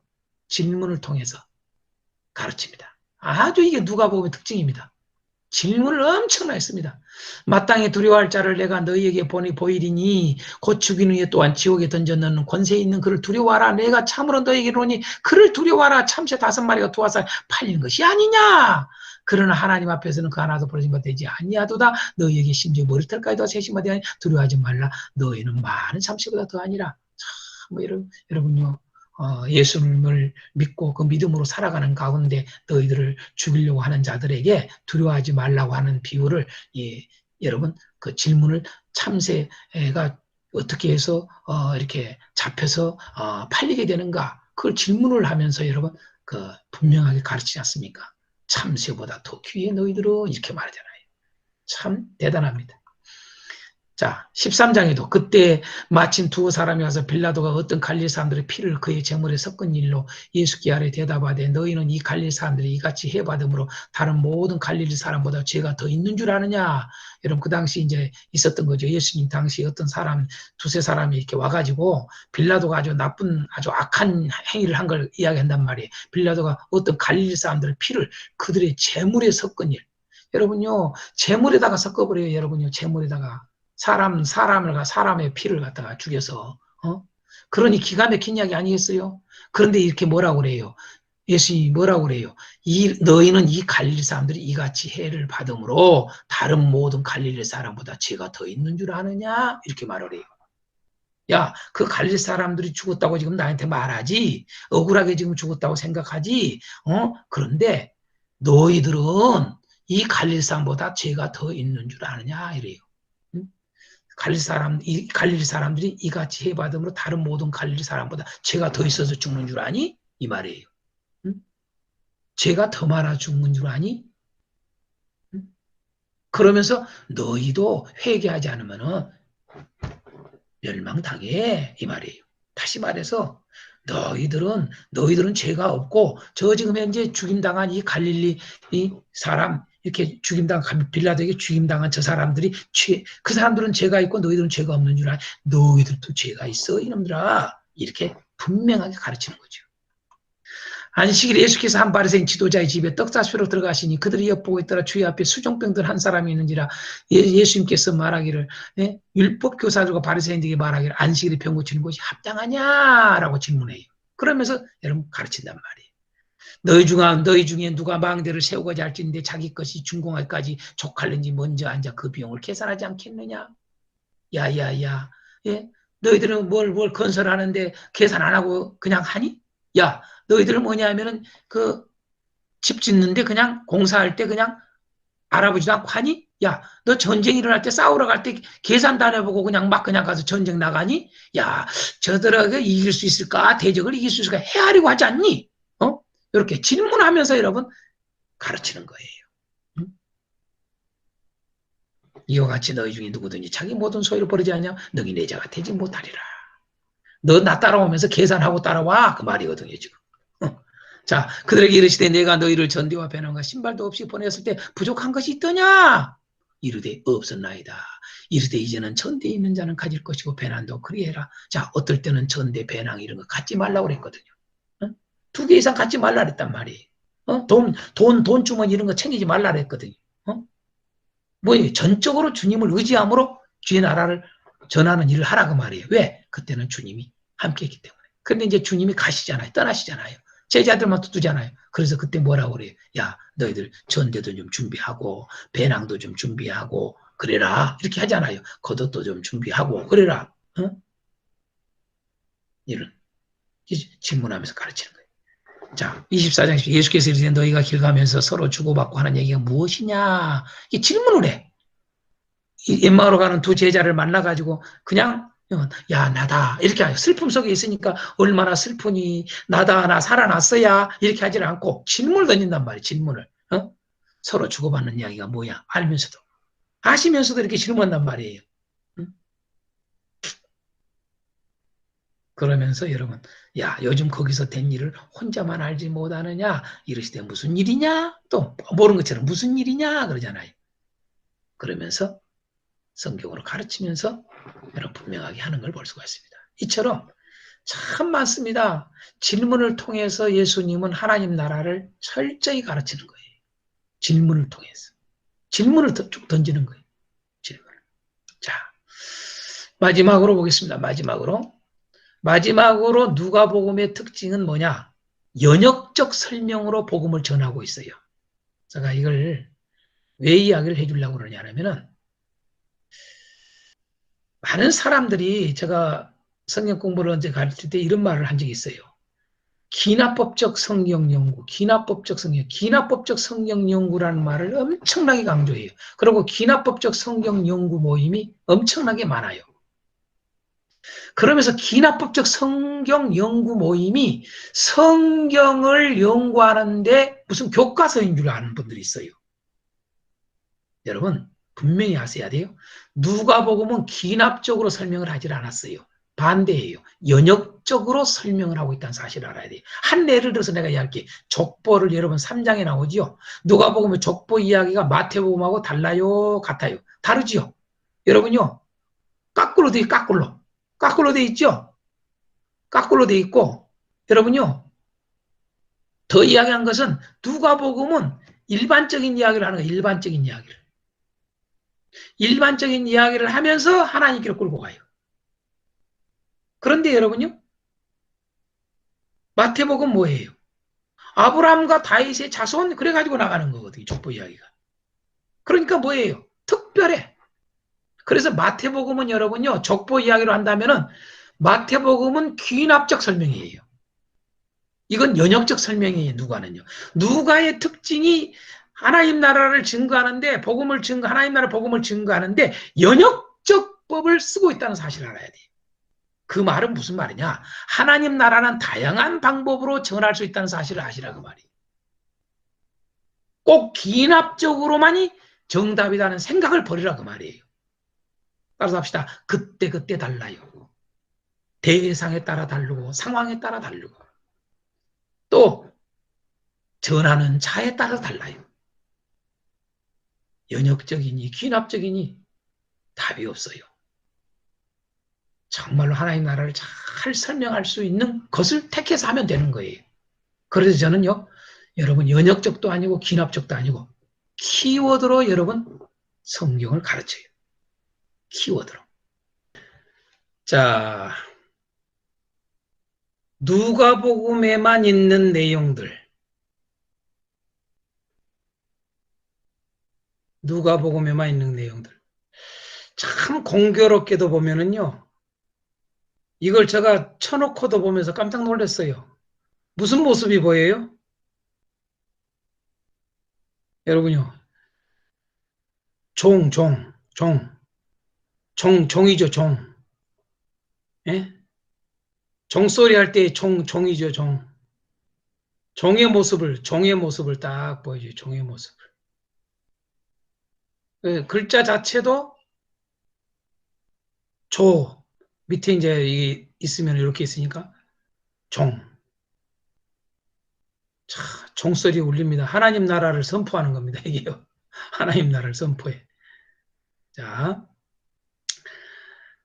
누가복음에만 있는 내용들이 이렇게 많습니다. 1장에서부터 1장에도 있고 2장에도 있고 2장에 또 5장에 7장에 10장에 또 10장에 12장에 13장에 14장에 15장에 16, 17, 18, 19 또 19, 23 여러분요 이게 누가복음만 있는 것입니다. 이게 세례 요한의 출생과 예수님의 구체적 출생의 이야기 1장에 있는 내용이 누가복음만 나옵니다. 네 복음서 중에서.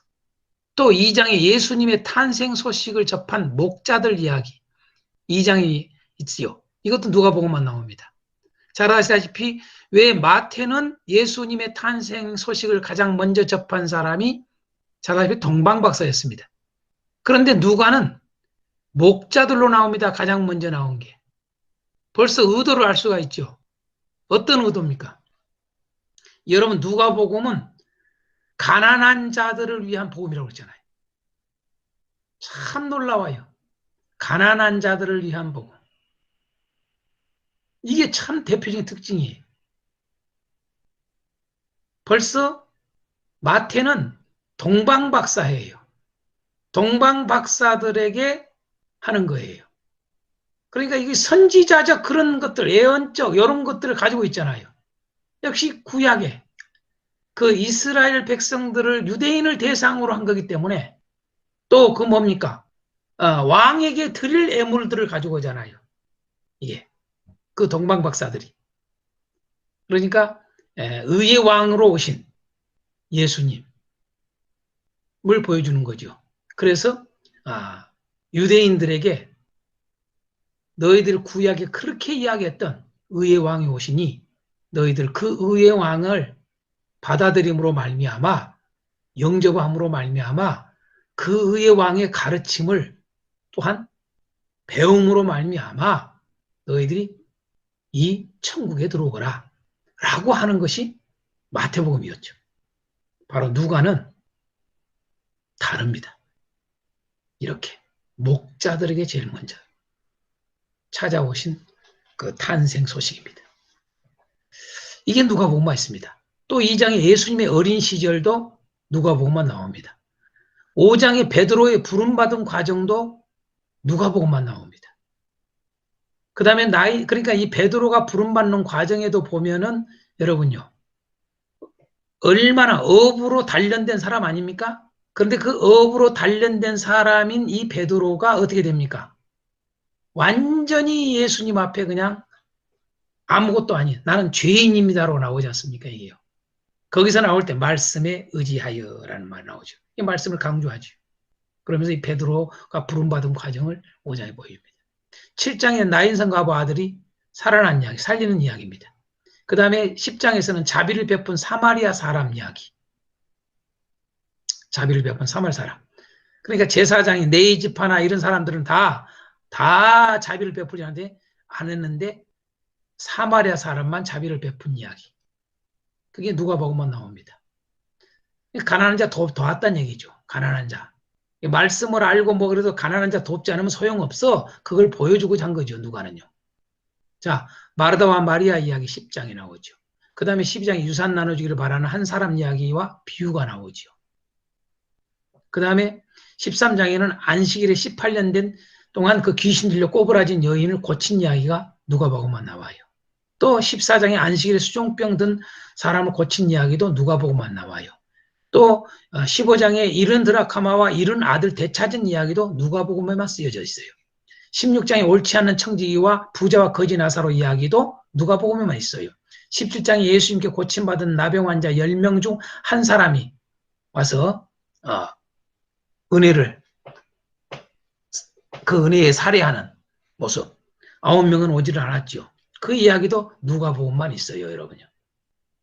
기도에 대한 과부와 재판장 그리고 바리새인과 세리 이야기도 여러분 18장에 나오는데 누가복음에만 기록되어 있어요. 또 세리장이요 부자인 삭개오 이야기도 19장에 나오는데 이것도 누가복음에만 기록되어 있어요. 열문화 비유도 누가복음에만 나와요. 이게 또 문화로 할까요? 문화로. 문화. 다 여러분 돈과 관련돼 있어요. 재물과 관련돼 있어요. 붙잡힌 예수님을 없인 여기고 희롱하는 헤롯 이야기도 23장에 누가복음에만 나와요. 예수님과 함께 십자가에 달려 죽어가며 낙원 약속을 받은 한 행악자 이야기도 누가복음에 나와요. 이렇게 누가복음이 여러분 다른 세 복음서하고 차이점이 이렇게 많습니다. 여러분 누가 그러는데 이게 공간복음입니까? 보십시오. 거의 한두 장을 두세 장을 제외하고는 모든 장에 여러분 누가복음만 있는 내용들이 다 나와요. 다른 세 복음서에는 없는 여러분 사건들이에요. 내용들이에요. 이렇게 여러분 차이가 많아요. 마태복음 누가복음, 마가복음 누가복음, 요한복음 누가복음 이렇게 차이가 많다고요. 제가 지난번에도 이야기했지만 5, 60% 이상이 여러분 마태복음과 차이가 있어요. 누가복음은요. 근데 무슨 공간복음이에요. 전혀 없는 말씀이 이렇게 많이 있는데. 자, 이런 것들을 통해서 우리가 그냥 기존에 가르쳐 왔던 거, 그냥 공간복음이요. 이런 식으로 가르치지 마시라고 내가 이야기하는 거예요. 자, 다 그 잘못된 가르침이에요. 공관이라는 말은 뭐예요? 동일하게 본다는 이야기 아니? 모든 걸 동일하게 여러분 마태하고 마가하고 누가하고 요한하고 여러분 각자가 보는 것이 다 다르잖아요. 각자가 복음을 이야기하는데 다르잖아요. 각자가 여러분 예수님을 증거하는데 다르잖아요. 각자가 하나님 나라를 증거하는데 여러분 다르잖아요. 뭘 똑같이 봐요? 똑같이 이야기해요. 안 그래요? 다르게 이야기해요. 여러분, 그것을 우리는 기억해야 돼요. 성경은 그렇게 기록되어 있어요. 그래서 그러한 것들을 특징을 잘 알고 차이점을 알고 그 성경마다 여러분 해석을 해나가야 되는 거예요. 그런 거 여러분 생각하지 않고 무조건 해석을 해나가면 아니면 흔히 우리가 많은 사람들이 지금까지도 성경을 사복음서를 해석할 때에 마태복음부터 시작해서 요한복음까지 합쳐가지고 오거나 통합시켜가지고 해석을 해요. 그것처럼 어리석은 해석이 없어요. 잘못된 해석입니다. 각자의 특징이 있습니다. 무슨 말이냐? 왜 이렇게 누가복음에는 마태나 마가나 요한복음이 없는 이 말씀이 이렇게 많이 있을까요? 가만히 보세요. 뭘 강조하고 있는가 잘 보세요. 그 강조점이 누가가 말하는 하나님 나라를 이야기하고자 하는 거예요. 그걸 우리는 놓치지 말고 설교를 해야 돼요. 어떤 대상에게? 여러분 아까 부자에게 누가복음을 전하라 이거예요. 그래서 깽하게 해요. 또 반대로 누가복음을 가난한 자들에게 전하라 이거예요. 지금 허덕이고 지금 굶주리고 지금 정말 우리는 왜 인생이 이런가? 이 땅에서 살아가는 삶이 너무나도 저주스럽고 그래서 어떤 사람은 자살하고 어떤 사람은 여러분요 절망 가운데 술만 먹고 살고 그러잖아요. 그런 사람들이 누가복음을 전하라 이 말이에요. 누가복음을 잘 전해보세요. 그들이 여러분요 눈이 번쩍번쩍하지 않겠어요? 그들이 죽기로 돌아오지 않겠어요? 그들이 하나님 나라를 여러분요 야 이런 나라가 있어? 그러지 않겠어요? 여러분 대한민국을 위해서 막 그냥 피통 터지게 여러분요 싸우지 않는단 말이에요. 하나님 나라를 위해서 일을 해야죠. 하나님 나라를 위해서. 참고로 이렇게 누가복음에 있는 내용들을 우리가 좀 검토해 보았습니다. 자, 중요한 구조를 보겠습니다. 구조. 기존 구조부터 보겠습니다. 기존 구조. 우리가 지금까지 알고 있는 기존 구조, 누가복음을 어떻게 했느냐? 대표적으로 요겁니다. 흔히 누가복음을 단락을 나눌 때 요거 아니면 요거예요. 아니면 세 번째가 있는데 우선 요거부터 하겠습니다. 여러분 가장 흔한 게 요거예요. 인자의 출현. 1장 1절에서 4장 13절까지 인자의 출현. 4장 14절에서 9장 50절까지 인자의 사역. 9장 51절에서 19장 20절 인자의 배척당함. 19장 28절에서 24장 53절에 인자의 죽음과 부활. 이렇게 되어 있어요. 여러분 보세요. 이 기존 구조의 특징이 뭐예요? 무엇을 키워드로 잡았어요? 인자라고 하는 걸 키워드로 잡았어요. 인자. 제가 그래서 지난 시간도 이야기했잖아요. 마가복음 할 때에 여러분 마태복음은 왕의 복음이고 뭐 누가복음은 인자복음 이런 소리 하지 말라고. 예? 마태복음도 예수님이 왕의 모습 보여주고 마가복음도 왕의 모습 보여주고 누가복음도 왕의 모습 보여주고 저기 요한복음도 왕의 모습 보여줘요. 마태복음도 인자의 모습 보여줘요. 사람의 아들로 오신 거. 마가복음도 그래요. 누가복음도 그래요. 요한복음도 그래요. 예? 근데 인자를 갖다가 누가복음에만 인자를 키워드로 잡아버려요. 이건 여러분요. 부분적으로 성경을 본다 그러는 거예요. 전체를 보는 눈이 아니에요. 누가복음을 한쪽으로 치우쳐서 보는 거예요. 이걸요. 그래서 성경을 한쪽으로 치우쳐서 보면은 여러분요. 문제가 돼요. 왜곡된 신앙이 돼요. 이것만 강조해버려 이것만요. 예? 그래서 이것을 선택을 하면은 그냥 인자 쪽으로 다 가는 거예요. 사람의 아들이란 말이에요. 사람의 아들의 출현, 사람의 아들의 사역, 사람의 아들의 배척당함, 사람의 아들의 죽음과 부활. 그럼 누가복음 설명한 겁니까? 그렇지 않지 않습니까? 너무나 지금 현재 우리가 지금까지 여기까지 특징이나 뭐 중심 단어, 기록 대상 등등 누가복음에 있는 내용들만 봐도 여러분 누가복음이 뭐에 대해서 말하고 있는가 벌써 감이 왔잖아요. 여기 가장 많이 쓰고 있는 거고요. 또 이런 것도 키워드뿐만 아니라 여러분요. 인자의 사역, 인자의 배척당함 여러분 이것도 여러분 4장 이 두 번째 단락에서 인자의 사역은 이것도 인자 사역이고 이것도 인자 사역이고 다 인자 사역이에요. 네? 인자가 출현하는 자체도 인자 사역이에요, 여러분요. 인자의 죽음과 부활도 인자의 사역이에요. 인자의 사역이에요, 다요. 인자가 배척당한 게 여기서만 배척당한 게 아니에요. 여기서도 배척당해요. 여기서도 배척당하고. 그렇기 때문에 이러한 것들은 불완전한 구조를 나눈 거라 이렇게 말할 수 있어요. 또 어떤 사람은 이걸 해요.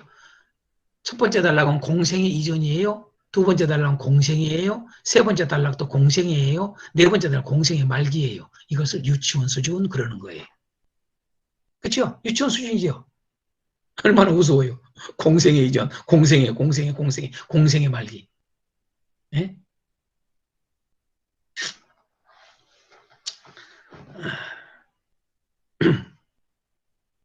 예, 그러면 예수님의 공생애가 뭐냐? 이렇게 질문해야 될 거 아니에요.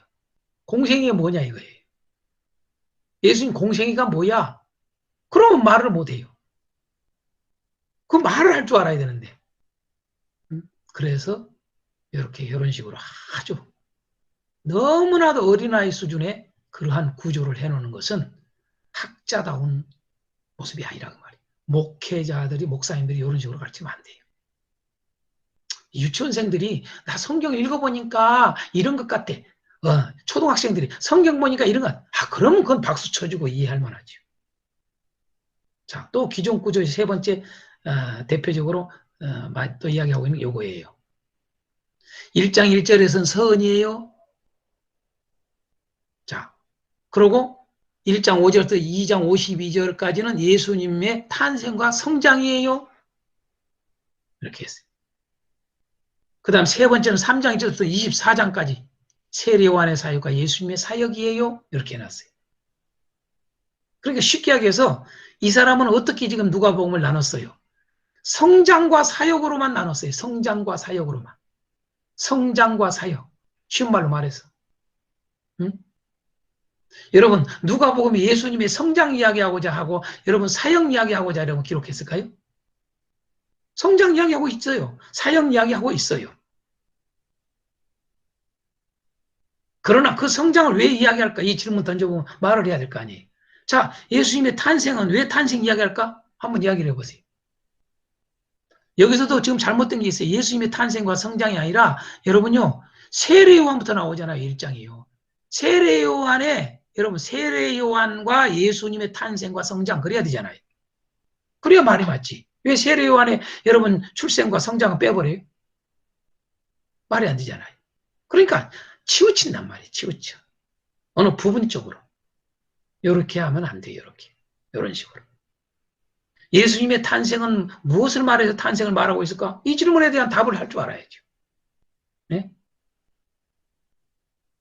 아니, 데오빌로 각하한테 이거 이야기해 주게 했을까요? 네? 이루어지는 일을 더 확실하게 알게 하고자 하는, 그 확실하게 알게 하는 게 이걸까요? 예수님 탄생 이렇게 했어? 예수님 성장은 이렇게 했어? 예수님 사역 이렇게 했어? 그 속에 그 탄생을 통해서 뭘 보여주고자 하는 그게 있잖아요. 성장을 통해서 뭘 보여주고자 하는 사역을 통해서 뭘 보여주는 거. 그래서 좀 미흡하다는 이야기예요. 이런 구조들이 참 미흡해요. 자, 그러면 키워드로 보겠어요. 키워드로. 키워드로 누가복음을 보면은 어떻게 나눠질 것 같아요? 몇 단락으로 나눠질 것 같아요? 자, 여기는 4단락이에요. 여기는 3단락이에요. 여러분은 몇 단락으로 나눠질 것 같아요? 누가복음이요. 자, 2단락으로 나눠지 딱 2단락으로. 2단락으로. 뭐예요? 1장에서 11장, 그 다음에 12장에서 14장. 14장, 24장이 잘못 쳐졌어요, 이거? 잘못 쳐졌어요. 1장에서 11장까지, 12장서부터 24장까지. 딱 둘로 나눠요. 그래서 첫 단락은 하나님 나라는 거예요. 하나님 나라란, 하나님 나라가 뭐야? 그걸 이야기하고 있는 거예요. 쭉 1장서부터 11장까지. 하나님 나라를 이야기하는 거예요. 그러고 12장서부터 24장 두 번째 단락은 그러면 그 하나님 나라에 들어가려면 어떻게 해야 돼? 하나님 나라에 들어가려면 여기에 대한 답을 쭉 하는 거예요. 하나님 나라란 뭘까? 하나님 나라 들어가려면 어떻게 해야 돼? 라고 쭉 나와 있어요. 아주 간단해요. 간단해. 요렇게 누가복음은 돼 있어요. 심플하죠? 제가 주제할 때 이야기를 좀 더 나누겠습니다만은 여러분요. 복잡하면 안 돼요. 성경을 가르칠 때라든가 설교를 할 때에 복잡하면 안 돼요. 심플해야 돼요.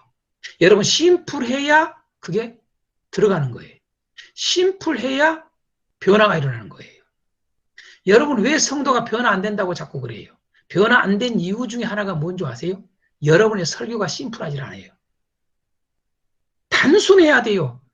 여러분 아시다시피 성경은 창세기부터 계시록까지 무진장이 단순해요. 복잡한 게 아니에요. 그래서 바울 사도는 야 설교를 하는데 하나님 나라를 전해 복음을 전하는데 복잡하게 전한다. 다 가짜야. 나 복잡하게 안 전해. 이렇게 말하잖아요. 단순하게 딱 전하는 거예요. 나 십자가만 전할 거야. 누가 뭐라든 나 십자가만 자랑할 거야. 아주 엑기스 전하는 거예요. 심플하게 탁 전하는 거예요. 한번 따라서 합시다. 심플한 게 임팩트합니다. 여러분요. 쉽게 해야만이 영향이 가는 거, 팍 들어가는 거예요, 여러분요. 성도들 속에 이게 확 들어가는 거예요. 설교를 들었는데 교회 떠나고 나서 보면은 뭘 설교했는지를 몰라요. 메모지 안 봐도 여러분 알아야지. 메모지를 안 해도. 오늘 말씀이 딱 들어와야죠. 오늘 목사님을 통해서 설교를 들었는데 설교 들은 것이 내게 딱 들어와 있어야죠. 이게. 그래야 여러분 그것이 들어와 있어야 사는 거예요. 여러분 누가복음을 보세요. 마지막에 여러분 부활장에서 마지막 24장에서 여러분 제자들이 예수님이 부활한 것을 여러분 알지를 못해요. 여러분 믿지를 못해요. 누가복음은 여러분 예수님의 부활을 믿지 못하는 원인을 정확하게 이야기했어요. 이유를 이야기했어요. 그게 뭔지 아세요? 말씀을 기억하고 있지 않기 때문이라고 가르쳐놔요. 누가는요. 다른 복음사하고 달리 누가는 그걸 말을 해요. 말씀의 강조라고 했잖아요. 성경을 강조한다고 그러잖아요. 성경을 여러분, 성경을 하나님의 말씀, 예수님이 말씀한 걸 갖다가 기억하고 있어야 되는데 기억을 안 하고 있는 거예요. 왜 기억이 안 됐을까요? 여러 가지 이유 중에 있겠어요. 오늘 우리 성도들이, 오늘 우리 기독교인들이 여러분 하나님의 말씀이 왜 여러분 능력 있게 하나님의 말씀이 여러분요 왜 그게 안 돼요? 안 해져요. 그렇게 안 사라져요. 왜? 말씀이 없어요. 말씀이 없어. 기억이 안 돼 있다 이 말이에요. 왜? 목사님들이 주저리 왔다리 갔다리 설교하니까 그래. 심플하게 전하질 않아요. 심플하게 전하세요. 설교는요. 그래서 심플하게 전하기 위해서 1, 2, 3를 흔히 했던 거예요. 1, 2, 3를. 그나마 좀 다행인 게 1, 2, 3 설교예요. 네? 그러나 그 1, 2, 3도 보면은요. 제대로 전달을 안 해요. 그냥. 제대로. 부분적이에요. 다. 거의 부분적으로 설교를 해요.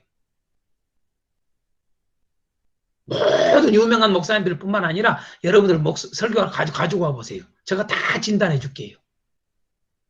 부분적이에요. 거의 다요. 아니면 치우쳐 있어요. 그래서 문제가 되는 거예요. 오늘날 우리 그리스도인들이. 오늘날 교회가 여러분요. 온전하지 않아요. 왜? 온전하게 여러분 영양분이 여러분요. 증거돼야 되는데 어느 것만 주고 어느 건 안 줬단 말이에요. 왜 예수님 다 가르쳐 지키게 하라고 그래요. 마태오 말대로. 왜 바울사도가 다 하나는 거르끼지 않고 다 가르쳤다고 그래요. 온전해지기 위함이거든요. 그래서 우리는 심플해야 돼요. 그래서 하나님 나라란 자 보세요. 중심 나라가 하나님 나라였잖아요. 그렇기 때문에 여러분요. 키워드도 구조도 중심 단어가 그대로 와야 돼요. 하나님 나라란 그렇게 하는 거예요.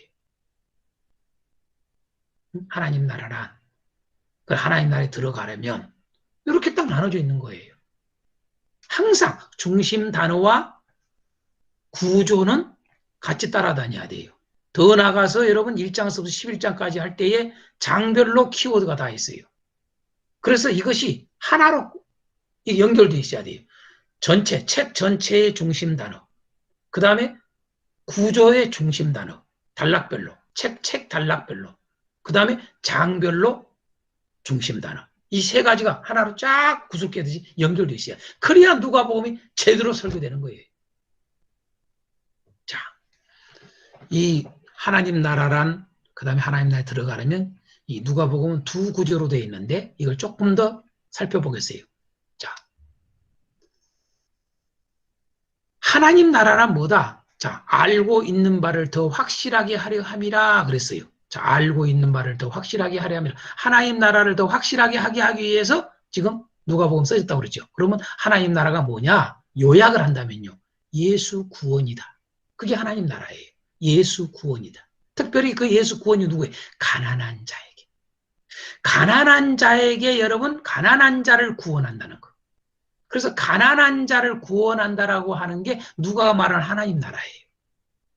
예수님이 가난한 자를 구원하는 일이야. 그게 구원하는 거야. 그게 하나님 나라야. 라고 하는 거예요. 또 그것을 또 다른 말로 이렇게 써요. 하나님 나라는 죄사함이다. 누가복음을 제가 요약을 해서 한번 이야기하는 거예요. 죄사함이다. 하나님 나라는 죄사함이야. 자, 구원이라고 하는 것은 죄사함이에요. 그걸 아셔야 돼요. 저 원수의 손에서 구원한다고 그래. 대적자들에게서 구원한다고 그래. 그 대적자들이 뭔지 아세요? 죄, 악이에요. 악을 행하는 자들이. 응? 그들에게서 구원하는 거예요. 응? 죄에서 구원하는 거예요. 그래서 하나님 나라는 또 온전함이에요. 온전함. 이런 표현을 쓰고 있는 거예요. 누가는 하나님 나라는 온전함이다. 또 쓰기를 하나님 나라는 사랑이다. 이게 하나의 하나. 하나님 나라는 예수 구원이다. 하나님 나라는 죄사함이다. 하나님 나라는 온전함이다. 그 온전함이 뭐냐? 하나님 나라는 사랑이다. 이게 누가가 보여주는 하나님 나라예요. 크게 요약을 한다면요. 1장서부터 11장을 그냥 요약을 한다면 하나님 나라란 요거야. 이제 장별로 여러분 구체적으로 또 들어가 보면 더 자세히 배울 수가 있어요. 자, 이게 누가가 말하고 있는 첫 번째 단락에서 하나님 나라를 쭉 설명하는 거예요. 예수님의 그 세례 요한의 탄생부터 시작해서 탄생, 예수님의 탄생 이런 거 다 이런 것들 통해서 보여주는 게 하나님 나라를 보여주는 거예요. 그래서 그 탄생 자체를 할 때에 구원, 하나님 나라를 알려주러 왔다. 하나님 나라를 주러 왔다. 그 이야기를 누가는 하고 있는 겁니다. 1장서부터. 자, 두 번째로 그러면 하나님 나라에 그러면 하나님 나라는 이런 거야. 하나님 나라는 바로 이거야. 그런데 이런 하나님 나라를 어떻게 들어갈까? 라고 하는 거예요. 하나님 나라를 들어가려면 보겠어요. 자, 먼저 이걸 알아야 돼요. 누가복음은 한마디로 말해서 하나님 나라에 들어가는 일은 결코 쉬운 일이 아니다라는 사실을 우리에게 알려줘요. 그게 두 번째 단락에서 보이는 이야기예요. 하나님 나라에 들어가는 일이 정말 쉽지 않아요. 어려워요, 어려워. 결코 쉬운 일이 아니에요. 자, 그래서 하나님 나라에 들어가려면 어떻게 해야 되는가라고 하는 것을 볼 때에, 자, 우선 여러분요, 이 두 단락으로 나누게 되는 근거를 제가 좀 이야기해 줄게요. 어떻게 이 두 단락으로 이렇게 나눠졌을까? 이건 하나님 나라라니고 여기는 하나님 나라에 들어가려면 왜 그랬을까? 바로 여러분 앞에서는 하나님 나라에 대한 것들을 계속 말을 해요. 그러면서 12장에 딱 1장에 1절에 뭐라고 하는가 한번 읽어보세요. 자, 12장 1절 그동안에 무리 수만 명이 서로 밟힐 만큼 되었더니 그래요. 여러분 이게 중요해요. 단서예요. 단서. 단락을 나누는 단서입니다. 그동안에 무리 수만 명이 서로 밟힐 만큼 되었다. 여러분 하나님 나라를 증거했더니 여러분요 예수님께로 온 자들이 엄청나게 많은 거예요. 군중이요 군중. 무리가 수만 명이었다래요. 더 표현하기를 서로 밟힐 만큼 되었다 그랬어요. 얼마나 모이 몰려드는가 보세요. 여러분 하나님 나라를 증거했더니 그 하나님 나라를 증거하는 것을 여러분 탄생의 역사부터 시작해서 더 나가서 뭐해요? 뭐 족보 이야기를 통해서 더 나가서 뿐만 아니라 예수님이 잘하는 이야기를 통해서 또 예수님이 뭡니까? 그 성령을 받은 이야기를 통해서 더 나아가서 예수님이 능력을 행하는 걸 통해서 예수님이 가르침을 통해서 이런 것들을 하나님 나라를 다 이거야 라고 알리는 거예요. 그러다 보니까 수만 명이 예수님께로 몰려든 거예요. 밟힐 만큼. 서로 밟힐 만큼. 참 재밌는 게 뭐냐면요.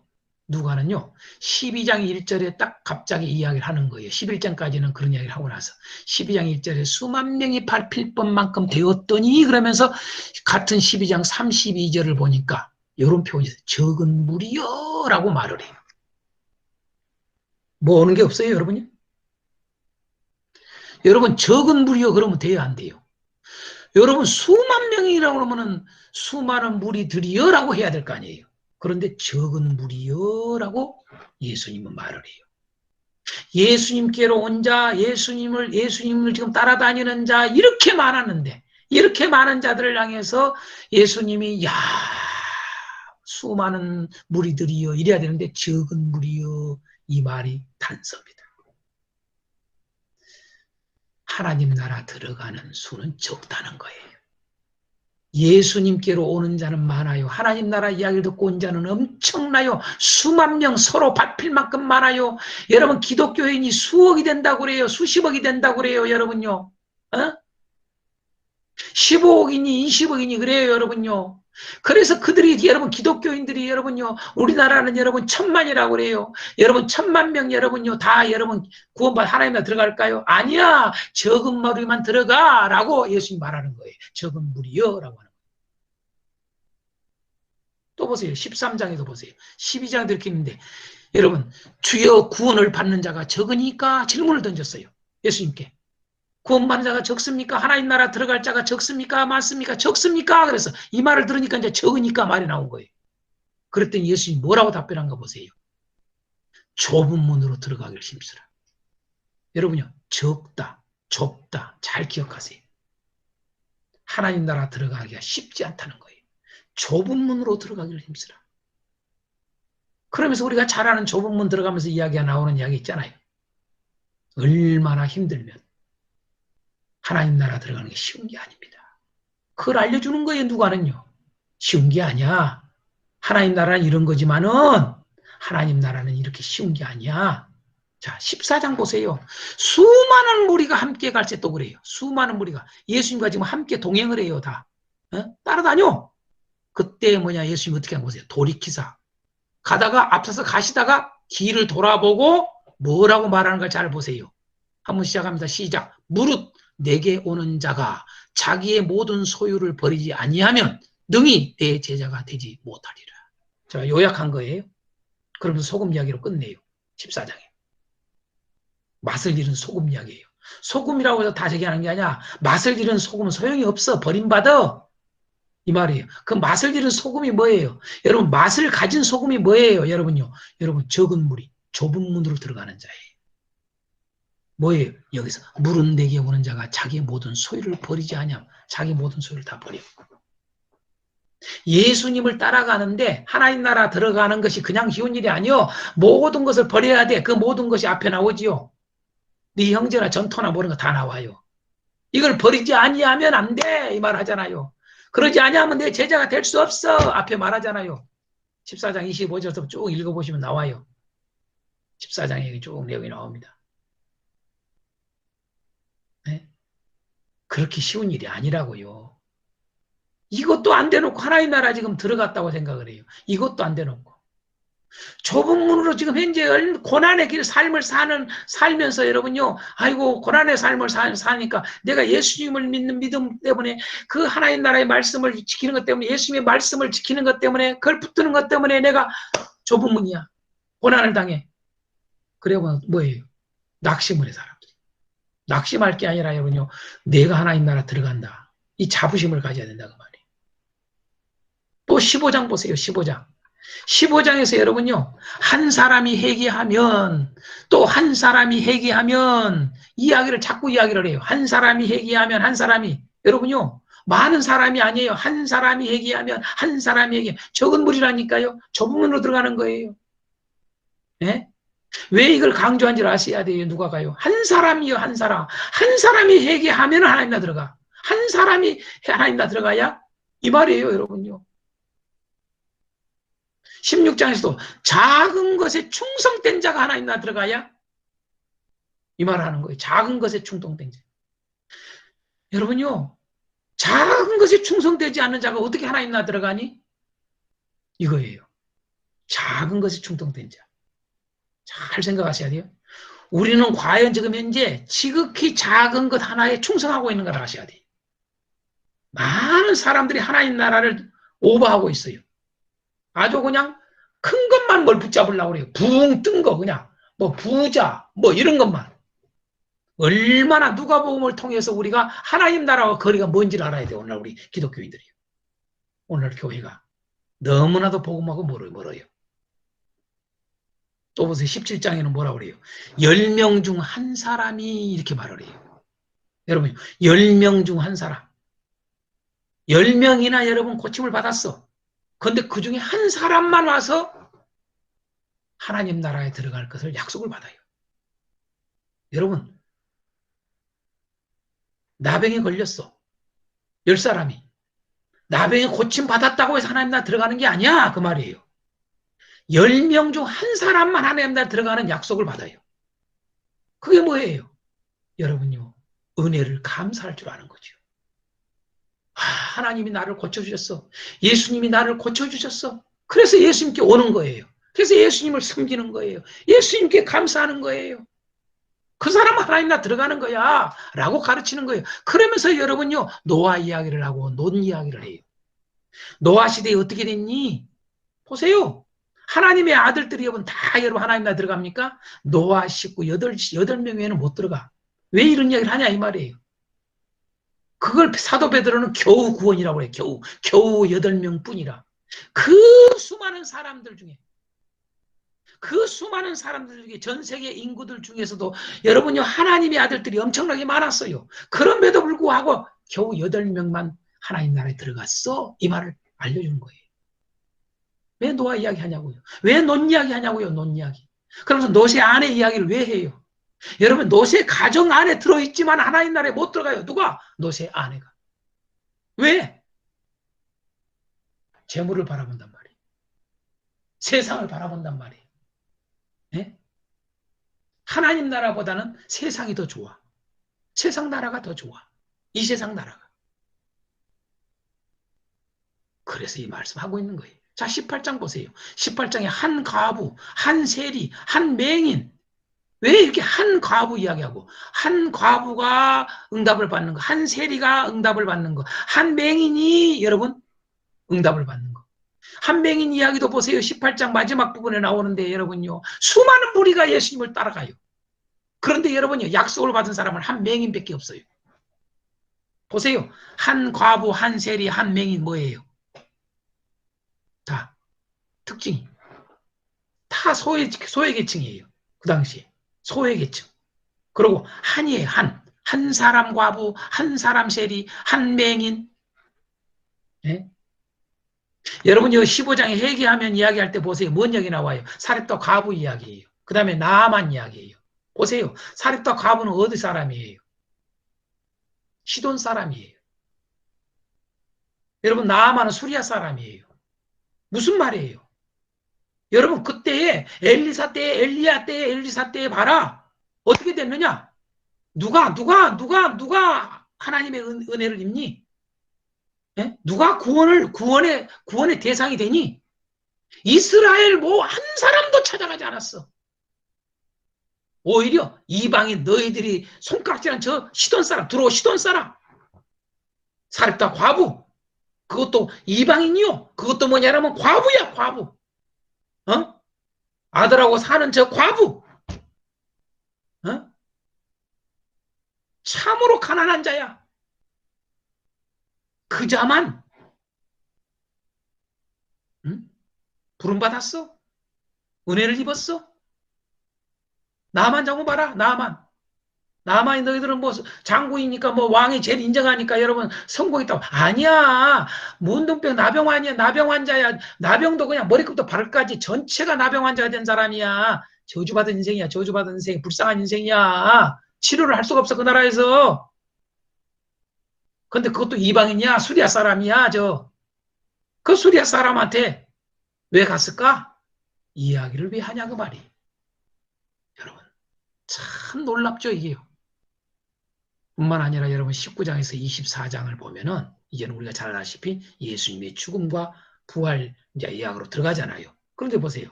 여기 보면은 예수님이 환영을 못 받아요. 여러분 예수님이 권위를 인정하지 않아요. 결국은 죽여요. 왜 이야기를 하냐 이 말이에요. 하나님 나라에 들어가려면 이러면 안 되는데. 환영해야 되는데 19장이 삭개오처럼.